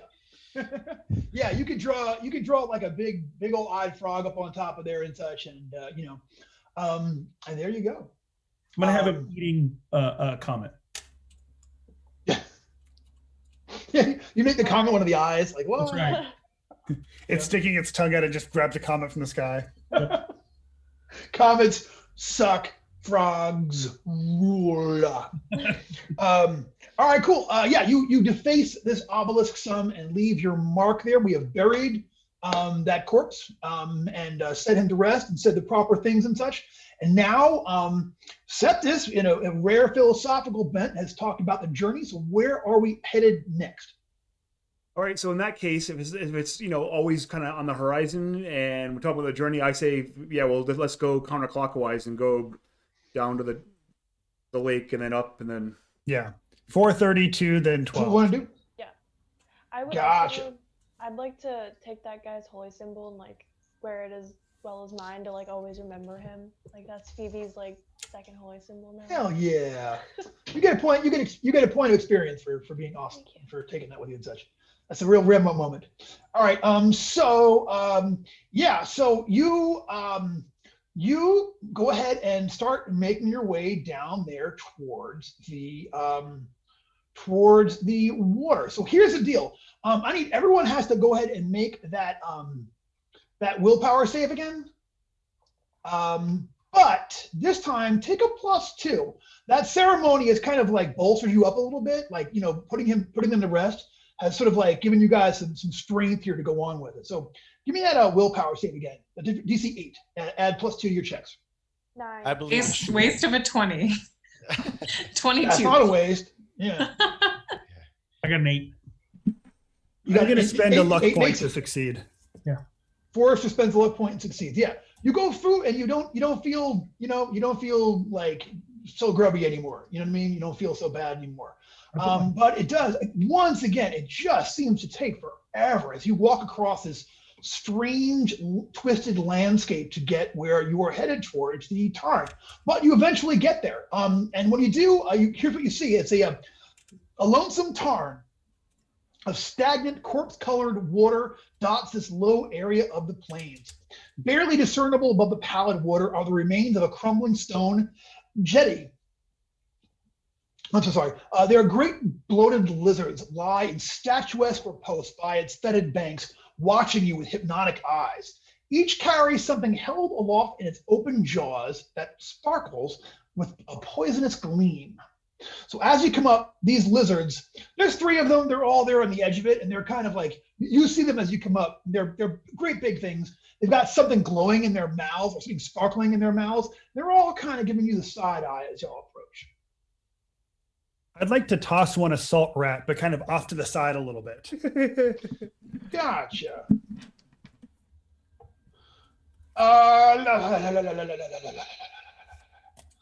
Okay, so they all kind of look at one another for a moment, and then one of them, actually the farthest one away from where you threw that, gets up, kind of stretches out, and then it kind of languidly walks over to where you threw that the salt rat.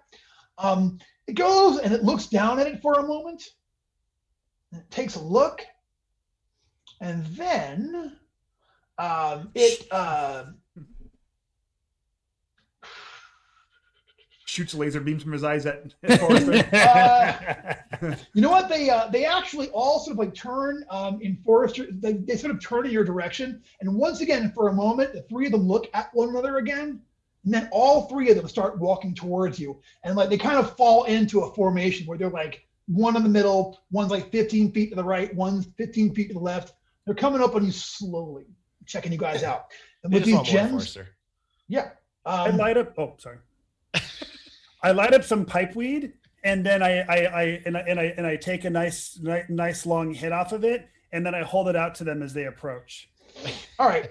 So here is what happens. You are while you hold that out, they come up at you and they're kind of like holding these they're holding these gems in their mouths.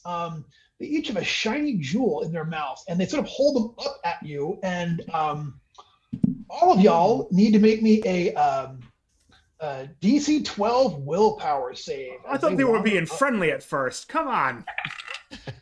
Yeah. Well, depending on how you roll, they might be being friendly. Yeah, who knows? Ooh, that's a big no from me. Yeah. Big fail? Yeah. 22. Also no. Got a 5. It was a DC 12. I got a 16. Natural 20. She was on my shoulder. All right. Yeah. So, yeah. I So I succeed. I I think, weight on my shoulder. Yeah. So Anatol, I think, is the only one that failed. Is that correct? No, No, Anatol I and failed. Wings. Oh, you failed too. So both of you you want those gems badly, badly, badly. You You know absolutely what? Before you possess finish it. that thought, you said I get 2 re-rolls. Since I'm a hobbit, can I apply them to other people? I kind of like that, actually. I don't have a problem with that. Yeah. Because I will say that you Forrester can, really wants this to work and really wants to be friends with these things. So I would like to, if I can, give them re-rolls. all right. Yeah, go ahead and you guys can both take a reroll on that. You guys have used that. That'll be both your rerolls. So both of you'll get a new saving throw on top of this. Again, DC 12 willpower save. I got a lucky Okay, I'm 13. gonna- Move, Forrester. Nice move. Lucky 13 on the die with a +1 will saves 14. And how about Carmen? I was contemplating changing dice, but I'm gonna stick with this dead horse. No, you got to stick with them. Hardcore. 14. Yeah, you both of you make it. Like, Thank you, Jeff. yeah, for whatever reason, well played, Jeff. Well played. For whatever reason, they come up and and when they see that no one's like falling for it or whatever, yeah, they kind of how would they react? I'm just trying to think about what are these creatures' motivations? I'd like to reach out and scratch one behind the ear, but I will do it very gently and only like when it's clear that I have its consent to scratch it behind the ear. If it's All right. anything like a dog, you go low and you let it sniff you first. and they're just like dogs, except they're 12-foot long lizards with gems in their mouths.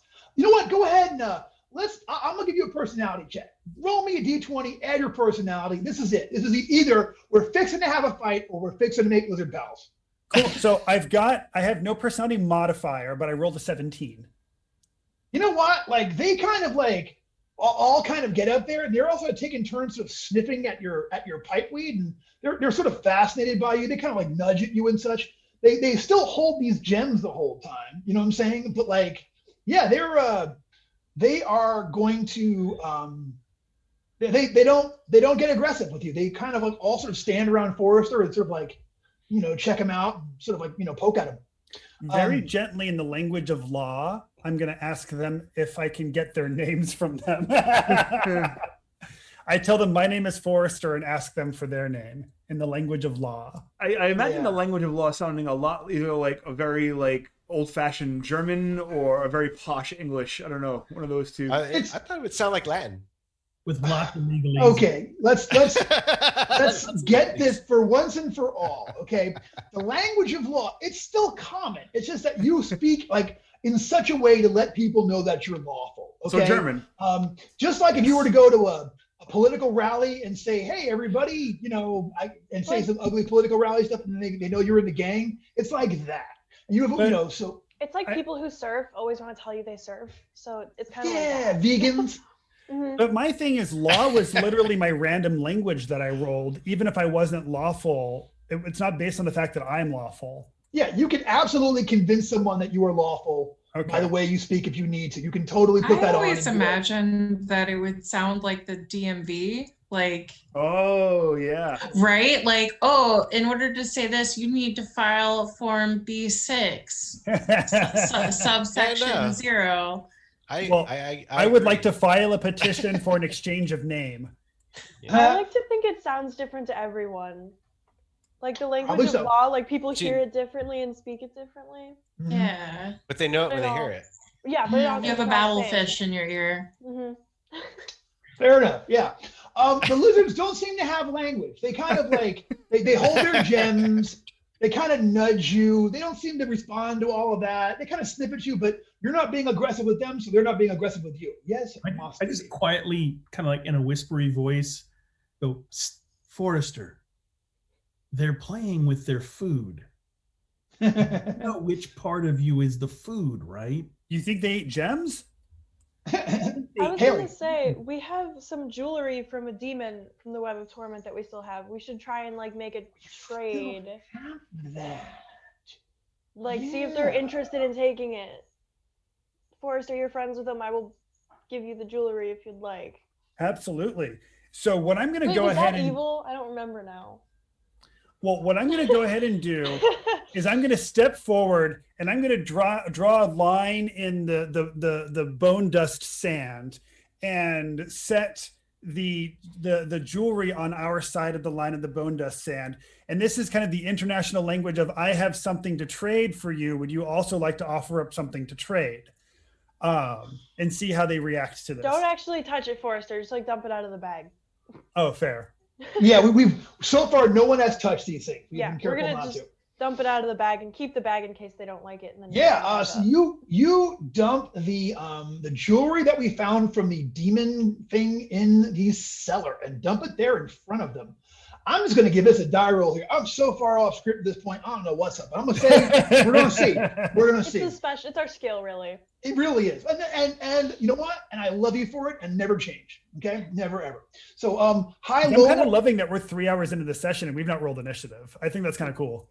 Yeah. Are we 3 hours in? What time are we in? Oh, no, 2 hours. I'm sorry, 2 hours in. 2 hours in. I was like, are we I done? think last session was kind see of you traumatic. later. Sorry, 2 hours in. 2 hours We're in. playing very cautiously, which isn't like no one's tried to lick the walls yet. Yeah, I'm waiting for that. Yeah. All right. High-low roll on how this works out. Of course, 19. So they kind of like look at it, and then they look at one another for a long time. They just check each other out. And then they go over and they each drop their gems that are in their mouths on this side of the line. And then like look at you like. I go ahead and I clear the line between the two and I collect the 3 gems and I step back. All right, so the two of them go actually and pick up one of those gems each, and sort of like take them with them. Then they except the necklace, the one actually like loops its head through and like shakes that necklace onto him. It's all cockeyed, but it's wearing it though, like no doubt. And then the 3 of them kind of like go back around to the far side of the turn and they're gonna kind of like We totally just traded an evil necklace for some gems with 12-foot lizards. I'll go ahead and hand these back to Phoebe since really I was acting on behalf of Phoebe. All right, so you get Phoebe, you have the lizard gems. Yeah, are any trumpets going off in my head? Give me 1 second. Talk amongst yourselves. Wait, it's been like weeks since you cast that spell. Yeah. Oh, that's a good call. We don't know how long it's passed. Sorry. No, you're right. We traveled for weeks. And Shul's weak in here, so I don't know. Yeah. That's fair. Okay, so you can cast it again if you want to. You know what? Let's see how my magic works in here. We haven't tested it yet. This is probably a good time. Yeah, I'm gonna make another attempt at casting it. Ooh, okay, another dirty 20. That's odd. Yeah. So all right. So here we are. 1 second though. A thing happens.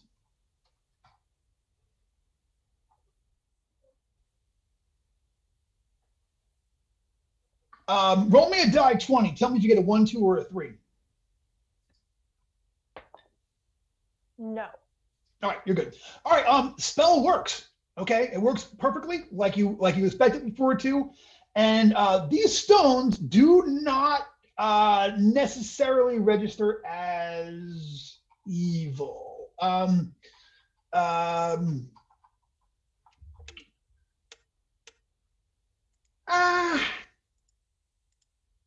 Yeah, the stones themselves don't register as evil to you, but they're weird. They're kind of like when you pick them up, like you're holding one. They feel warm to the touch and they sort of vibrate a little bit. They have like power to them. You think? We might want to put those like in a bag away from eyes because we all had to fight off the urge to steal them from them. Maybe other people will have to fight off the same urge to steal them from us. I'm gonna put them in the same bag that the demon jewelry was in, and that's just gonna be like our evil bag. They turn you into lizards. Like, don't open the bag. We don't know what's what it does. Well, maybe, you know what? The lizards held them in their mouths, so... No, we're not eating anything. They're going in the bag, and I'm holding on to that. No. But it looks like rock candy. It looks so yummy. No. Yeah, Wiggs, you're wondering, is that blue raspberry? The rarest of rare fruits, the blue raspberry. Yes. I am very concerned that putting these in my mouth will turn me into a lizard. So Fair enough. All right. You guys can put down, you have 3 stones from area 1-3. Oh, and a cat from the area floor. Hello, sweetie. he really wanted up. That's cool.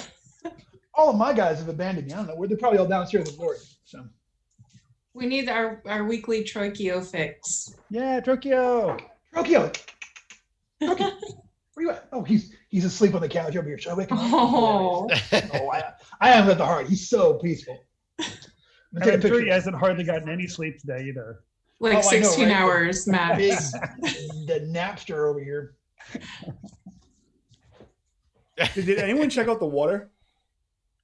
No. It said No. corpse colored, and I'm curious what color that is.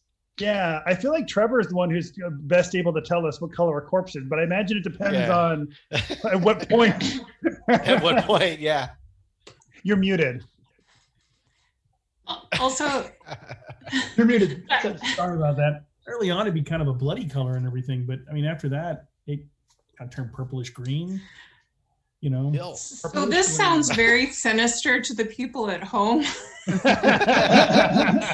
Trevor's background is in forensic entomology. He's not like a murderer. He just like They're knows not mutually about- exclusive, Whoa. Carmen. Yeah, I was gonna say, do you know for a fact he's not also a murderer? like 80%. That's not 100. 90%. That's a DC4. Still not 100, Carmen. I am strongly confident. So who was going to go check the water out? I wanted to go. Do you want to use my 10-foot pole? Sure. Okay. All right. Anatol walks over there to the edge of the water, and you go and poke about in the water and give it a look. When you look inside of it, okay, a couple of things. When you poke inside there, first of all, you see little bubbles popping up from the surface of the 10-foot pole. Almost like you put a wooden spoon in hot oil, you know what I'm saying? Oh, yeah. But also, when you look in there, you see like yourself reflected there for a moment. However, when you do, you see that the reflection of yourself begins to wither and age. Speaking of which, go ahead and give me a DC 13 willpower save. No. All right. I got an 11, so I'm going to spend a point of luck. Gotcha. Yeah. You feel this kind of horrible, but like something is like sort of like sucking you into it. But Do I see him reacting? Do I see him like reacting? Yeah. I pull him out. All right, you grow. Okay, all right, and then you are dragged back. And when you do, you can picture it like you still have your 10-foot pole, okay, but like the part that was underwater, it's like a little bit like it's not like smooth and nice like the rest of it. The part that was underwater is now all pockmarked and kind of it looks a little chewed on. All right, so nothing good comes out of that. I was gonna say maybe we just leave that alone then. Yeah. Yeah, I've not taken a bath in a few weeks, but I don't think this is the time for it. Forbidden chocolate milk. I think maybe we just ignore this and move on. What do I see on the horizon other than the mounds? Looking around the horizon, okay, you can see like. Here's the thing, okay? Even though you walked hours, you can see the edge of the obelisk like it's right there. You know what I'm saying? Like you can see that very clearly. It looks like almost like you could hit it with an arrow, like that close. You know what I'm saying? You know, even though you walked a long time to get there. You also can still see those mounds that you saw from earlier. You can still see those. But you can still see the garden in the middle of it. However, the garden is still due north, and on the very edge of the horizon, you can basically see just a bit of green that makes you think, oh, that's where it is. But there's one more thing you can see from here that you couldn't see before. Far off through the misty radiance, an emerald fire cuts through the gloom. And I'm going to ask you guys to talk for a moment while I go off stage for just a second. Right back. Emerald again. Yeah, right. Yeah, I have a bad feeling about this. Yeah. He got assassins into the web of all torment. Yeah. He holds a grudge. Like, I don't feel like we were that bad to him. One attempted murder does not. He warrant started all of it this. though. Mhm. That's true. That's always my defense for attempted murder. Like one is not warranted. That's a good all of this. He started it. We attempted to murder him once. He's attempted many times. I feel like that's just disproportionate. Yeah. That's a good He's point. a That's little good point. obsessive at this point. I want to point out that, at least to the untrained eye, you have successfully killed him once. So that's got to count on the scale of things, you know? But So- I mean, do you mean green or do you mean emerald? Only one way to go find out. Oh no. We just continue on our other path and pretend like we don't see it. What, the Emerald Fire? Yeah. Well, why would they put the Emerald Fire out there if we're not supposed to go check it out? Yeah, and you know what? And fire is like the first kind of civilization, thing that we've seen so far. So, Maybe it's where the wizard is. Maybe it's like the Emerald City. Which Did you is ever see Emerald on. Fire with the Emerald Enchanter? I don't think Sorry? so. You're asking Brendan? I'm thinking. It seems to me that there was some, at least like a lantern that was emerald fire when you were down there, but it's been a minute and I don't exactly remember. And it's on my old computer, so I don't have it on this laptop to look up. So, Well, I definitely point at that Emerald Fire out there. I'm like, ooh, that's Yeah. kind of pretty. I think we should go check that out. Yeah. Yeah. But that is not in the same direction as the mounds, yeah, correct? isn't it very off the beaten path? you know what? From like you look back, yeah, it's all right. So again, again, the distances are really hard to tell here in what's in what direction, and like from now that you're here at the lake, you're not like, it seems like the distances have all changed themselves around. Like it doesn't make any sense what you're looking at from where you are at this point. Like your center point, the garden, is still exactly where it was. The mound seems like it was close. And it looks like you would go back in the opposite direction now to get to those mounds, even though, like it doesn't make sense. And the fire seems to be off even closer than that, but who knows? Yeah, fire to me is people, and I want to find out what the hell's happening. Fire could Okay. also just be a distraction, but I think it is something we have to check out. They like to follow shiny things. Let's just light some stuff on fire. And we're like, sounds good that way. So Septus reminds everybody, remember, the point of the journey is not to arrive. Yeah. I think you got that wrong, but I get it. I know where you're going. And now we have a rarer Shanna sighting. Oh. Hello, Shanna. Hello. What, sweetie?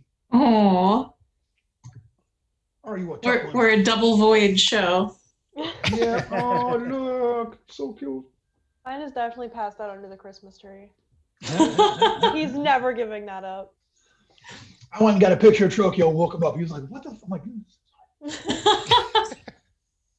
he used to wake me up in the middle of the night all the time, so I started waking him up, and then he stopped doing that. So now I try not to wake him up too. Like we've hit our understanding, but that time I woke him up a little bit. I didn't mean to, but there you go. Getting cats to understand reciprocity is difficult. So I Yeah. say, Oh yeah. Revenge. I think cats, like, revenge is the main bulwark of anything cats do. Is like, oh yeah, I truly believe that. Yeah. As far as like interpersonal relationships, you're either their bud or they gotta get even. I could be wrong, but That seems pretty accurate. all right. So where are we gonna go? Fire. fire. All right. So once children again, voted it takes fire. you. Yeah. It it takes a very long time to wander over there. And please, everyone, go ahead and make me that willpower save again, DC 8. You get a +1 this time on that roll. Now we don't know how long ago that ritual was, but its sort of power is sort of like fading a little bit. Nat I'm 20. gonna spend a luck point to. You got 8. I got a 10. Same. I got a 22, Brandon, but has the initial negative modifiers to our personalities worn off at this point? Has not. Has not. Okay, thank you.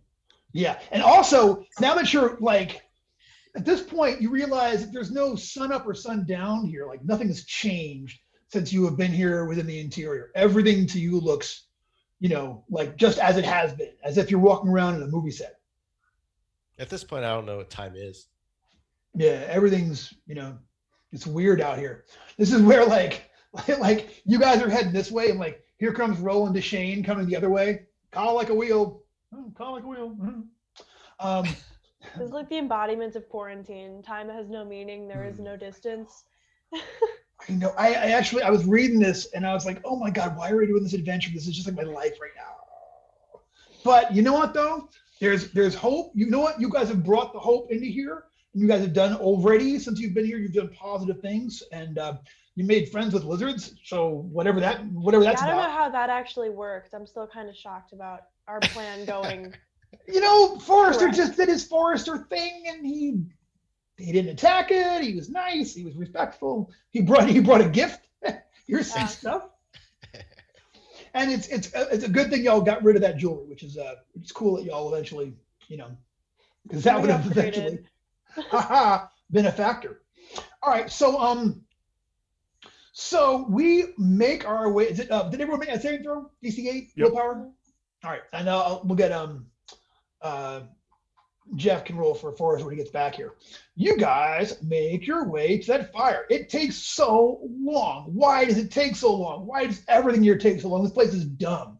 But eventually you get there. And as you get there, you see, this is what you see. An emerald campfire sputters through the suffocating gloom, casting grotesque shadows of the pitiful and degenerate men and women that huddle about its unnatural light. Some weep, their cheeks streaked with tears. Others stare vacantly, their eyes hollow voids of sorrow and despair, while a few cut their own limbs, making cosmetics of their blood. As you approach, the pungent smell of filth and unwashed bodies assails your nostrils, as emaciated faces soiled with ash and dust cry out to you, their voices broken with misery and woe. Do you know the way to the garden, my brothers?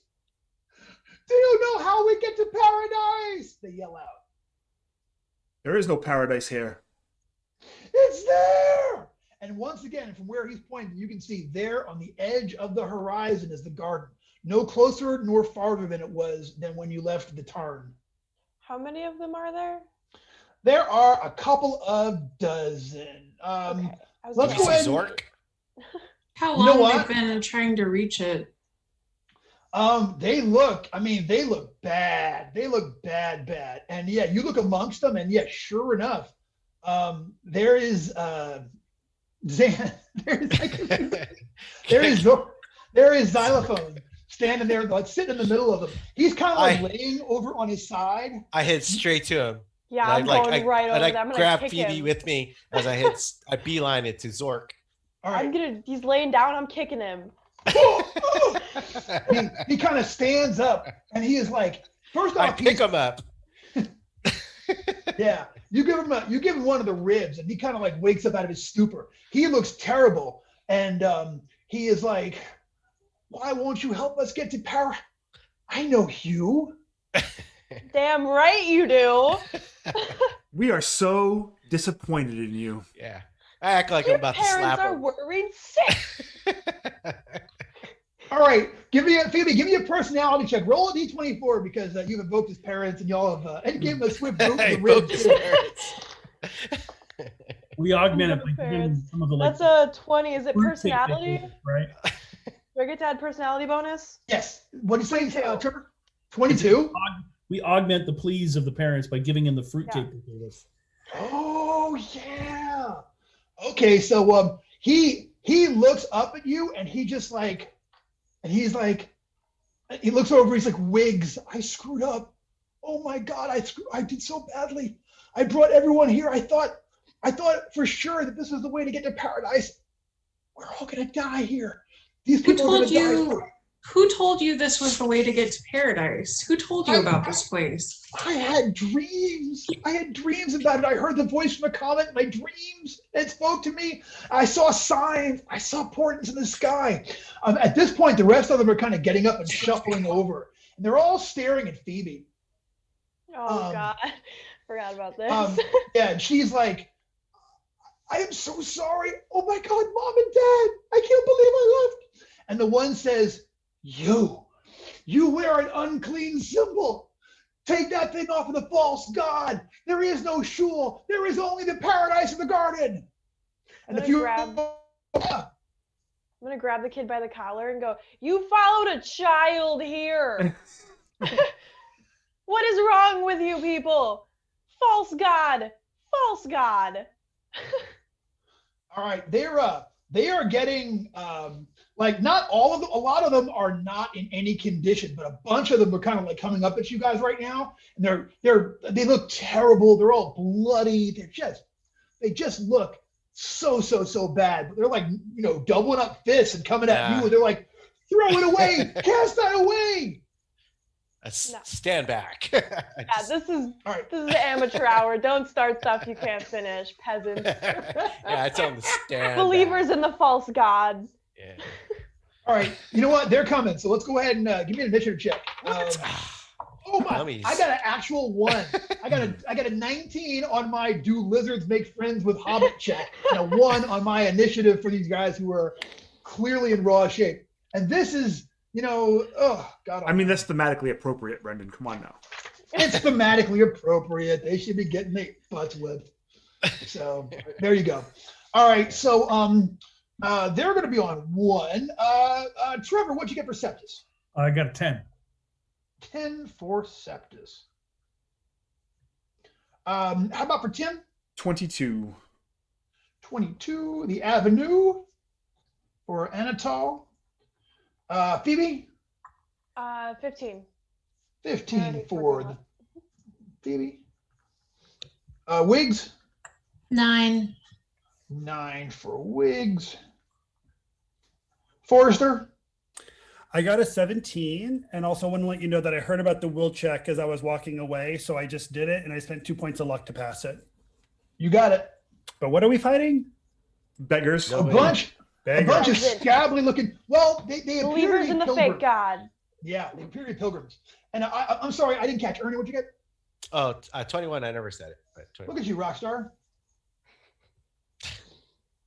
But they're the villagers, Jeff. Yeah, they're Cool. Yeah, Some let's kill of- some of those. Yeah, they're you some recognize. of Ziggy's followers. Yeah, Ziggy's followers. He should have stuck to playing guitar, as it turns out. Yeah, so they, like I said, there are 8 of them who are in upright enough shape to actually fight with you, and they are getting ready to come at you in a mass of scrawny fists and knees and elbows.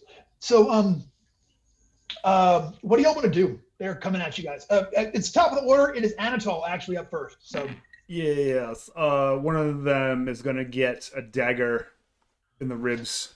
go ahead and make a roll. You're gonna kill him? Yeah. I had a different idea, but I support this plan as well. Okay. Uh, You guys are under. You guys impression that can we wait sell and let it. Phoebe go first and see how if you have a plan. I have nah. an idea. I got Nah. 15 to hit. Nah, Yeah, roll me sounds damage. fun. 3. Yeah, that guy dies. You stab him in the chest. And he puts a hand over towards the guard. He's like, paradise! And he flops over on his back. Crazy. Yeah. All right, it is Ernie and then Forrester. All right, so I'm gonna open up with like a statement saying, "You followed this guy, the guy who wanted to be a sailor and he failed, the guy who believes in all this other nonsense, and I'm gonna go ahead and just like, I don't know, not Three Stooges, but grab the nearest guy by the head as he tries to attack me, and I don't know, let's say it's like at a grapple or something. Yeah. But I'm gonna hold him back and say, you guys need to calm down. All right. Okay. Followed a So 14-year-old out into the desert. yeah. So for your deed, you were going to try to diffuse the situation by letting them know that A, they're idiots, and B, that Well, I mean, I point at the guy who just got shanked by Anatol, and then I grab another one. I'm like, do you want this to happen to you? Do you really want this to happen to you? That kind of thing. If you give me a 3 or better on your deed die, I will give them a morale check to see if they want to walk away. And if you give me a 4 or better on same, they are done. They're just going to be like, nah. I got a 2. Can I do? They come in. On...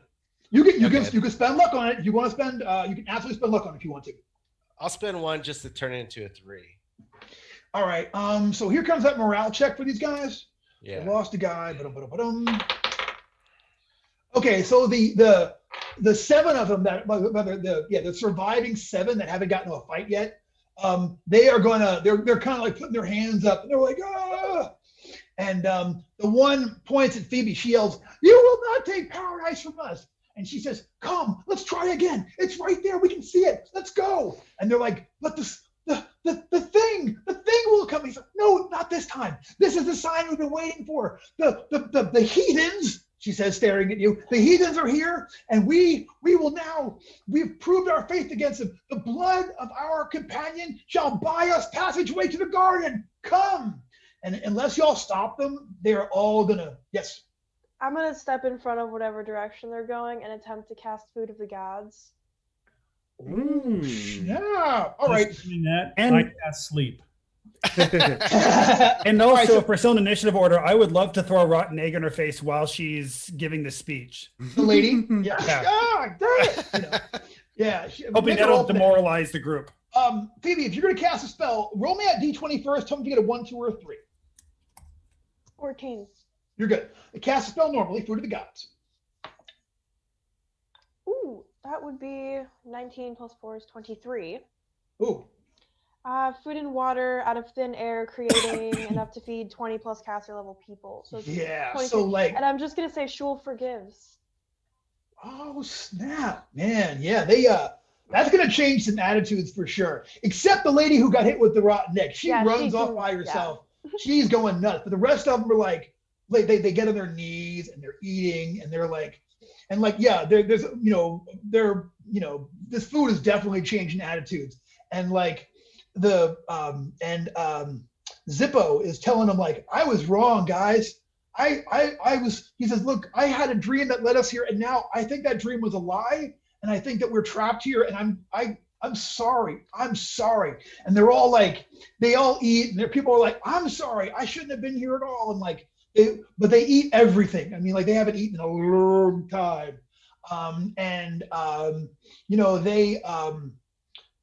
they sort of like,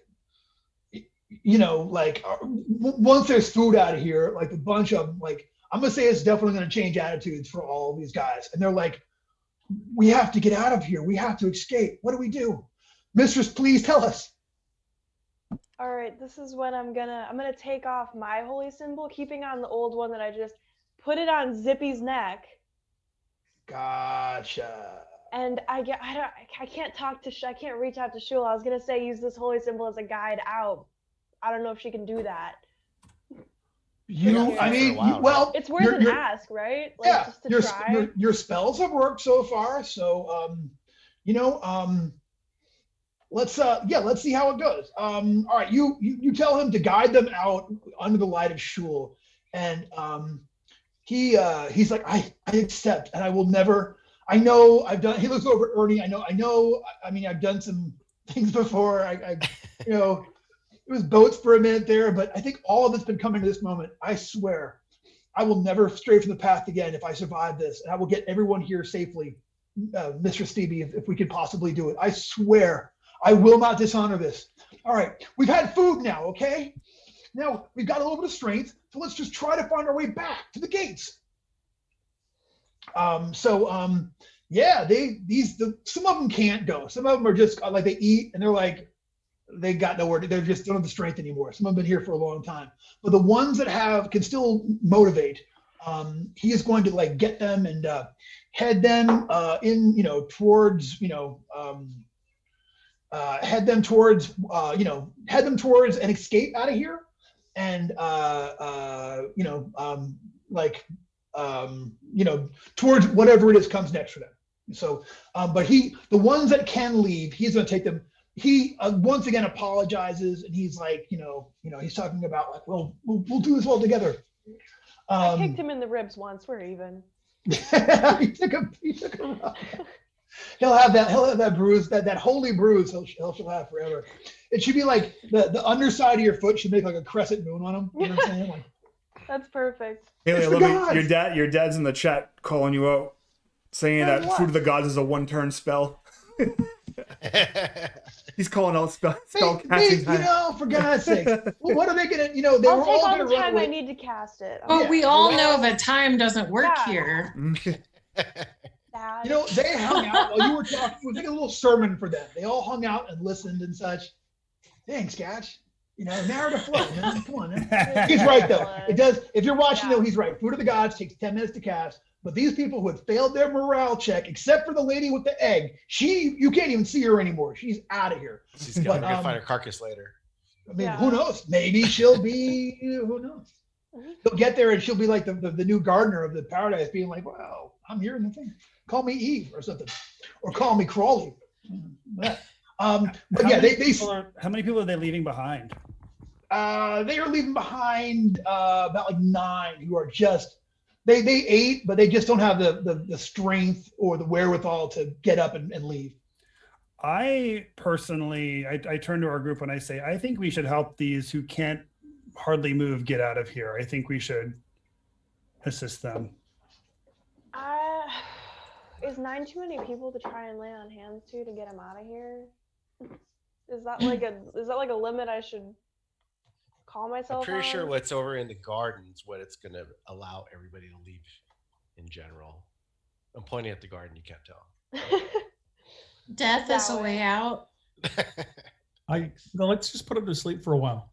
We'll pick him up on the way back. Oh yeah, actually and then come back and get him. Yeah, go ahead and give me a sleep spell.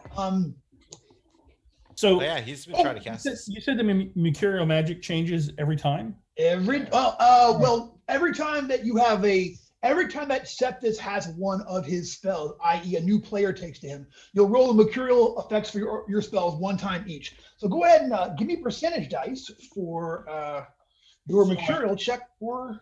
I rolled a 37, which is Aura of Decay. In a row? All right. Okay. Aura of Decay. You're going to fit right in here with that. And I rolled a 2 on that. So wood dries out, becoming brittle and cracked. Gotcha. I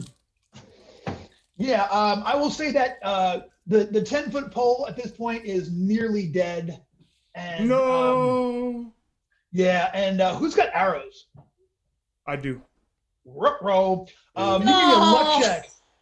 You give me a luck check on your arrows. Luck check. Roll. Maybe a luck check. Roll low. I got a 4 out of 19.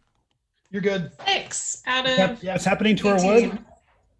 It's dry rotting. Dry rotting, yeah. You were far enough away where it did not affect any of the arrows that you guys had on you. So go ahead and give me that sleep spell. Give me a check. Right, so I rolled. I have a +5, and its intelligence is. Oh, that's with the intelligence. Okay, fine. You should be all built in there. Mm-hmm. Yep. So I rolled a 22. 22.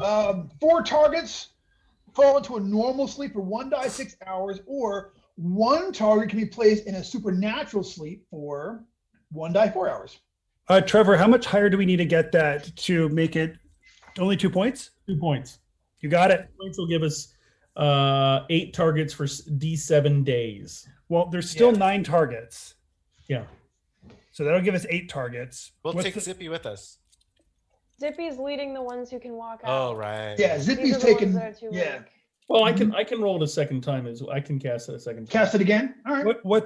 How does the next level up give us more people? Yeah, up to 16 targets. But boy, you're talking. You'd have to expend 3 luck. Because you need 6. I would need 6. Okay, doing it. Okay. All right. Here's what I'm going to say, that that's an amazingly selfless act on all of y'all. So y'all have rescued all of these people essentially and are going to come back and get them later on, the ones you put into a magical sleep. So that's good stuff. So I'm giving everybody 2 points of luck for being awesome and for saving these people's lives and for I doing that. did shank that guy. Maybe I don't get luck. We were all going I to look did over. We were gonna look past suggest that. giving them the sweet release of death as a method of escape. So I don't really think We I all deserve thought about it. You saved a lot of guys. You know, one guy didn't make it, but you saved a lot of guys, which is great. Okay. Is it eternally overcast here or dark? Is it nighttime or is it just not? We're not clear what time of day it is. You're not okay. It's like twilight, and the only light source is the dim glow of those 2 moons that are overhead. These 2 unnatural, weird moons.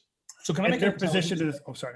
I just want to see if I have any feeling like these guys are going to be exposed to the sun for an extended period of time or something when we travel off. No, I mean, All right. you don't know how long you've been here, but it has been like this since you got here, which is So they're question probably mark, super question mark, pale. question mark. Yeah. We never Yeah. asked them why their fire was emerald. Well, what? Wonky Yeah. dimension. Things are wild. Oh, okay. I'm So writing it it was off it for a- that. Was it a fire that Okay. they made? That was the Um, emerald. You look over there. Yeah. What was the source of the fire? Emerald fire. Yeah. It's just, you know what? Like you're not sure. You walk over there and you see that there is they've got a pile of wood over there. Like, where did the wood come from? We don't know. Yeah. That was my question. But I'll tell you what though, you guys watch for a while. You're not sure that the wood is being consumed. Like, it's almost as if this is like a beacon that's been placed here rather than it being a natural fire. Okay, so at least we won't lose them. Because if Right, that fire yeah. went out, Are it there- could just be 8 people sleeping. In the middle of the desert, like that. Yeah. Are there anything else that would have? Why? I mean, so there was this fire here of unnatural wood burning emerald. Is there anything? What they're being drawn Well, to this spot they for a were reason? they were trying. You know what? Like the one thing you see from here is the same thing you see from everywhere else. Right there is the garden, and there's no lizards here or anything else. So maybe who knows? Is there a long stick, something we could use to mark this place? I've got a large sack. I It's could a make like a giant little fire. flag or something. You could Giant you fire could might mark it. you could stick the crappy 10-foot pole, which is now all like dry rotted. You could stick that into the ground and put a sack on top of it and have a little bit of a, hey, how you doing over here? Yeah. So we're just gonna mark it just so we know. All right. You know. Minus off 1 sack and 1 10-foot pole. Yes, Wiggs. I would like to disbelieve. Okay. You spend a moment like just like really trying to like say, no, none of this is real. None of this is real. Yeah, like Yep. I don't believe. Like I feel like this is an illusion. I haven't heard Fair those enough. words since like 2nd edition. That's awesome. I just believe. There was I've a lot heard of that them. in third. Oh boy. A lot of that in third for sure. Yeah. Other than first, I fell down the stairs and like broke my neck because I disbelieved. It was a good game. There was in fact a door there. Turns out. Ah, well. Live and learn. Am I right? Live and learn. Yeah. Well, All or right. So unlive. so from here, looking around, here is what you can see from where you are. You can see that there is, in line of sight from here, you can see that looking across, whoops, sorry. You can see the tarn from here. Again, it seems off in a weird direction, but you can see it. You can still, you can see the gathering haze of horror and unreality, a copse of strange cacti loom in the distance. Are You cops also here? see- the cops, they shut up. 5-0. You also see shining morose in the sunless distance. You catch sight of a giant brass cylinder that protrudes from the dust. And then you can also see the garden as I described. So the brass cylinder or the cacti. And are the original like mounds we saw over by the tarn or whatever? You can find your way to there from here. Yes. Okay, we still know where they are. Yeah. Real quick, there was one other thing I wanted to say before we had moved on, which is that I wanted to break the remainder of my rotten eggs on these sleeping peasants, so that if anything came by thinking they might want to eat it, they'll smell something really rotten and go away.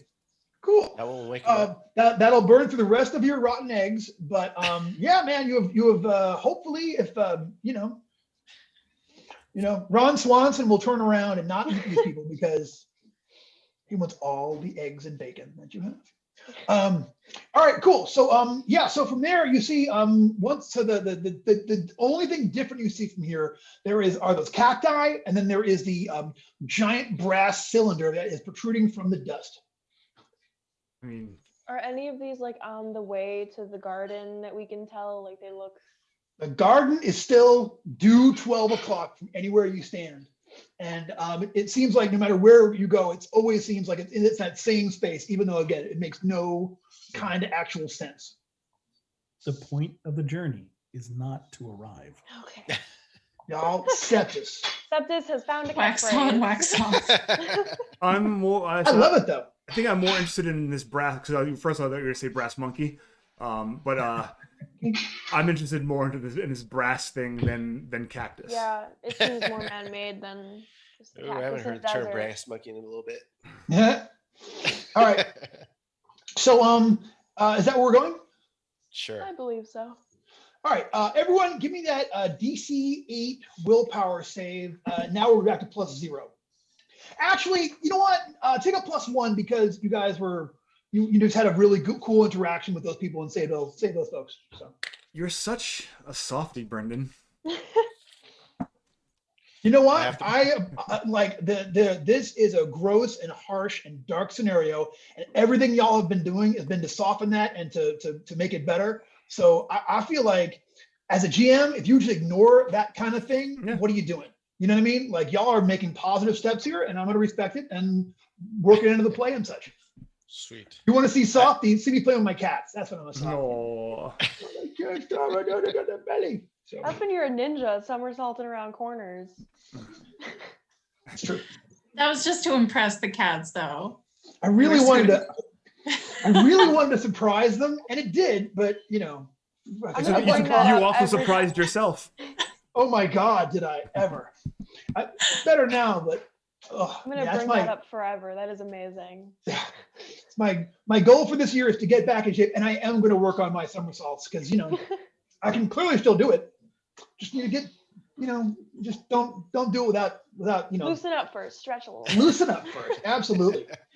All right, so we walk that way. So when you guys get there, again, did everyone make a saving throw? I had to burn luck to do it, but yes. Cool. All right. When you guys get there, Wait, real quick, Ernie, where's your luck at? I had to burn one. My luck is at 11. 11. Take that luck back. I'll burn it for you. Look at him burning luck for you. Gosh darn it. I'll take it. Did you burn the luck that we just got? Yeah, they included that. Yeah. Oh, okay. Yeah, I burnt a lot of luck today. Oh. It's fine. All right. So you guys keep following this thing down. Here's what you see when you again. It's forever to get there. When you guys get there, a canted brass cylinder over 5 feet in diameter rises from the dust, stretching skyward beneath the baleful gleam of those twin cadaverous moons. Built of joined brass plates and a hollow aperture at its summit reveals a strange metal tube to be hollow. I'm sorry, what? Is this some super? It's a brass tube. Hollow brass. What? Did we just find a Super Mario? Yeah, is it a warp pipe? Tube, like a warp pipe? Eaten by a turtle. There aren't any like Venus flytraps coming out of it, right? That are like Not this minute, but So how high is the edge? you could jump up there if you had a mushroom. No. The height of it, it is angled out of there. It's more than 20 feet overhead is the highest point of it. Yeah. Is it Pretty sure Anatol's the only one that can climb up there. That's a good idea. I'm gonna climb up. All right. Give me an easy climb check. Also, Trevor's trying to ask something, but I don't think we're hearing it. Am I muted again? I don't think you're muted. I think you're just quiet. Sorry about that. Is it, I'm sorry, did you describe it as being smooth? Is it like a pipe or does it? It's like a pipe, except it's made of several, it's not like smooth all the way down like it's cast in one thing. It's always the joined plates that make a cylinder. It's the individual pieces are smooth under your touch, but there are seams throughout it because you can see where it's been put together like as patches. You know, Got it, okay. so the individual pieces will be about the size of like a shield, maybe. You know what I'm saying? But and there's like, you know, from where you can see, there's dozens of them sticking out of the ground there. Spot welds or like screws, rivets? It must be spot welds. You see no signs of fasteners there on the outside of this thing. Brendan, I rolled a Side 19, wheel. not even including my climb check. All right. You climb up there, no problem, and look down. Yeah, you climb up there, you get there to the problem, no problem.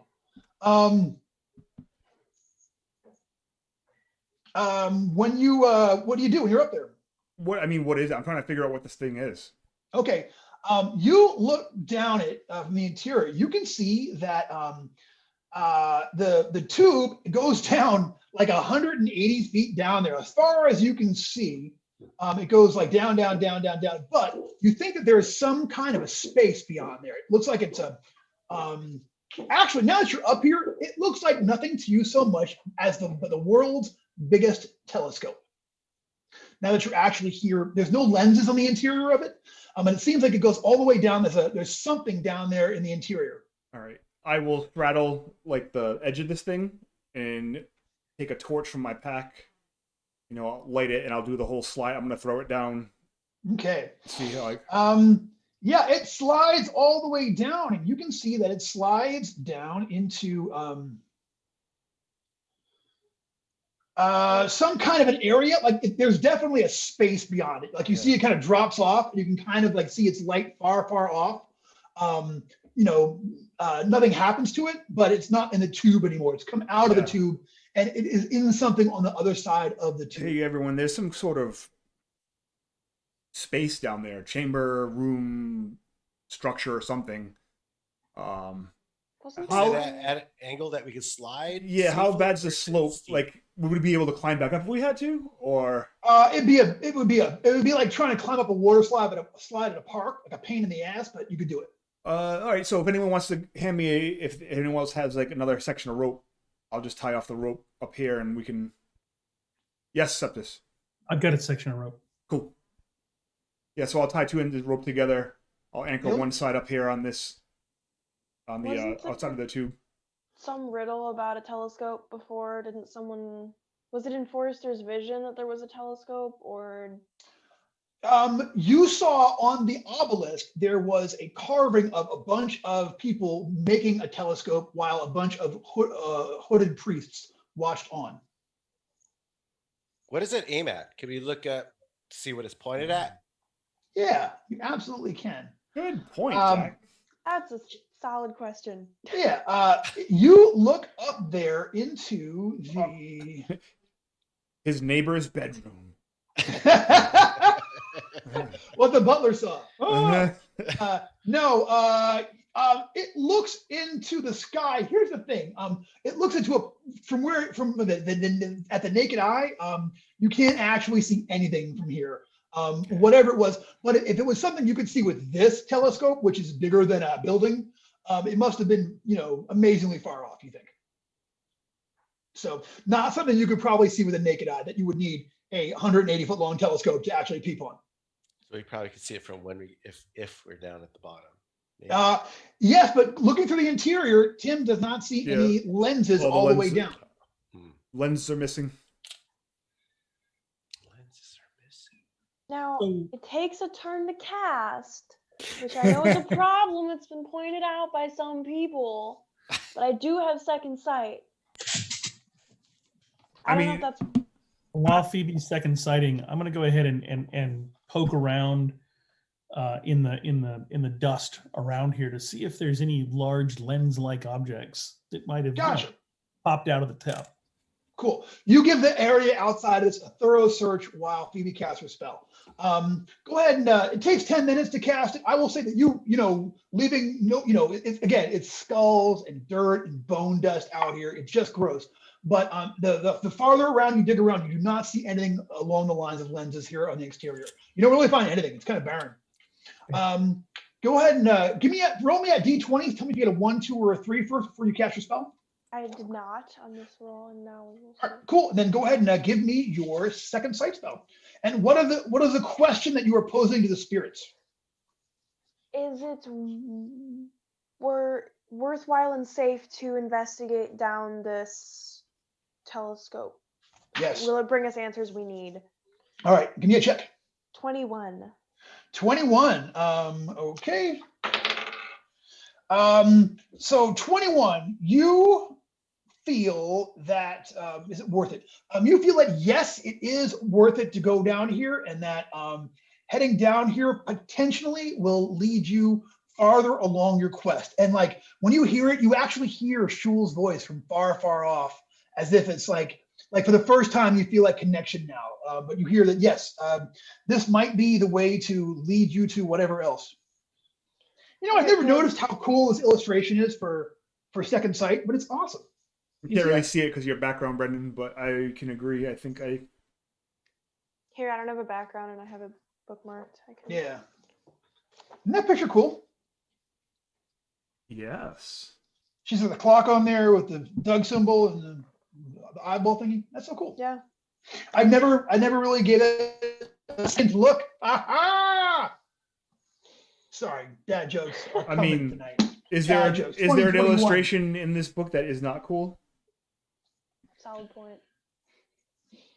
All right, Best star in the business, baby. Well, there was that Nazi shield that was removed, but yeah. That half orc, or the orc with the burst of charisma. Yeah. I wasn't crazy about that one, but it's also gone. Okay, so that is what you see. It is a way down. What are we going to do? The rope has been attached up there. Are we all going to climb up and slide on down? Yeah, I'll lead. I'll do the Batman walk/rappel. All right. Milton Berle pops up halfway through. Hey there, what do you do? Oh, it's you, Kate Crusett. No, I'm kidding. Actually, this is actually a perfect stopping point for tonight. We'll go ahead and pick up here next time with us actually reaching the bottom of this hollowed out telescope and investigating further and seeing if we can't solve the riddle of the Star Wound of Abbadon. We'll go ahead and stop here for tonight. And I want to say thank you, everyone who was in the chat room, everyone who tuned in tonight. Thank you for watching. If you watch this on YouTube, hey, please please subscribe, please hit the little bell button so we'll instantly get you all of the instant little bell things. And thank you for being a part of Dungeon Crawl Classics larger thing and for watching Blades Against Bandwidth. Huge, big thanks to Trevor for being on our show tonight and for being our special guest and for being like the most philosophical version we've ever seen of. I love it when the personality change is really distinct, like tonight. You know what I mean? Yep. That's tight. So well done. This is the only time Septus sounds like he's actually studied something. Also, it's the only time Septus hasn't burned his stats to the ground. Yeah. we saw like the softer side of Septus. Yes. Trevor, you told us about the zine, but are you doing Zine Quest 3, or are you just gonna do it all? Are you doing stuff on your own, or are you doing anything for the Kickstarter? Well, so I am going to be. Hopefully, I'll have issue 3 ready for Zine Quest 3, and then hopefully in the next week or two, I will have a short Kickstarter that will have a DCC character folio that I've been working on for a couple of months, and it's been done for a while now, but the last month has been pretty busy. So. Nice. So I expect it'll probably go out in about 2 weeks. So yeah, it'll be a little 16-page character booklet for anybody, useful for anybody who lives past 2nd level, right? Awesome. So yeah. I have one question from the chat. Is the interior size of the telescope? It's about 5 foot across in the interior. No, I want to answer. They asked a legit question. 5 foot. All right, y'all. Do you use swordledge or I don't even know what that means, Spawn Root. Do you use swordledge or Haru Spicy? If it's Spawn Root, ignore it. Just ignore him. All right. He has earned nothing. All right. In the chat. All right. So, but that's our show. Thank you so much for tuning in, and we look forward to seeing y'all next week on Blades Against Bandwidth. Tune back in. We love you. Thank you, guys. Bye. Good night. Good night.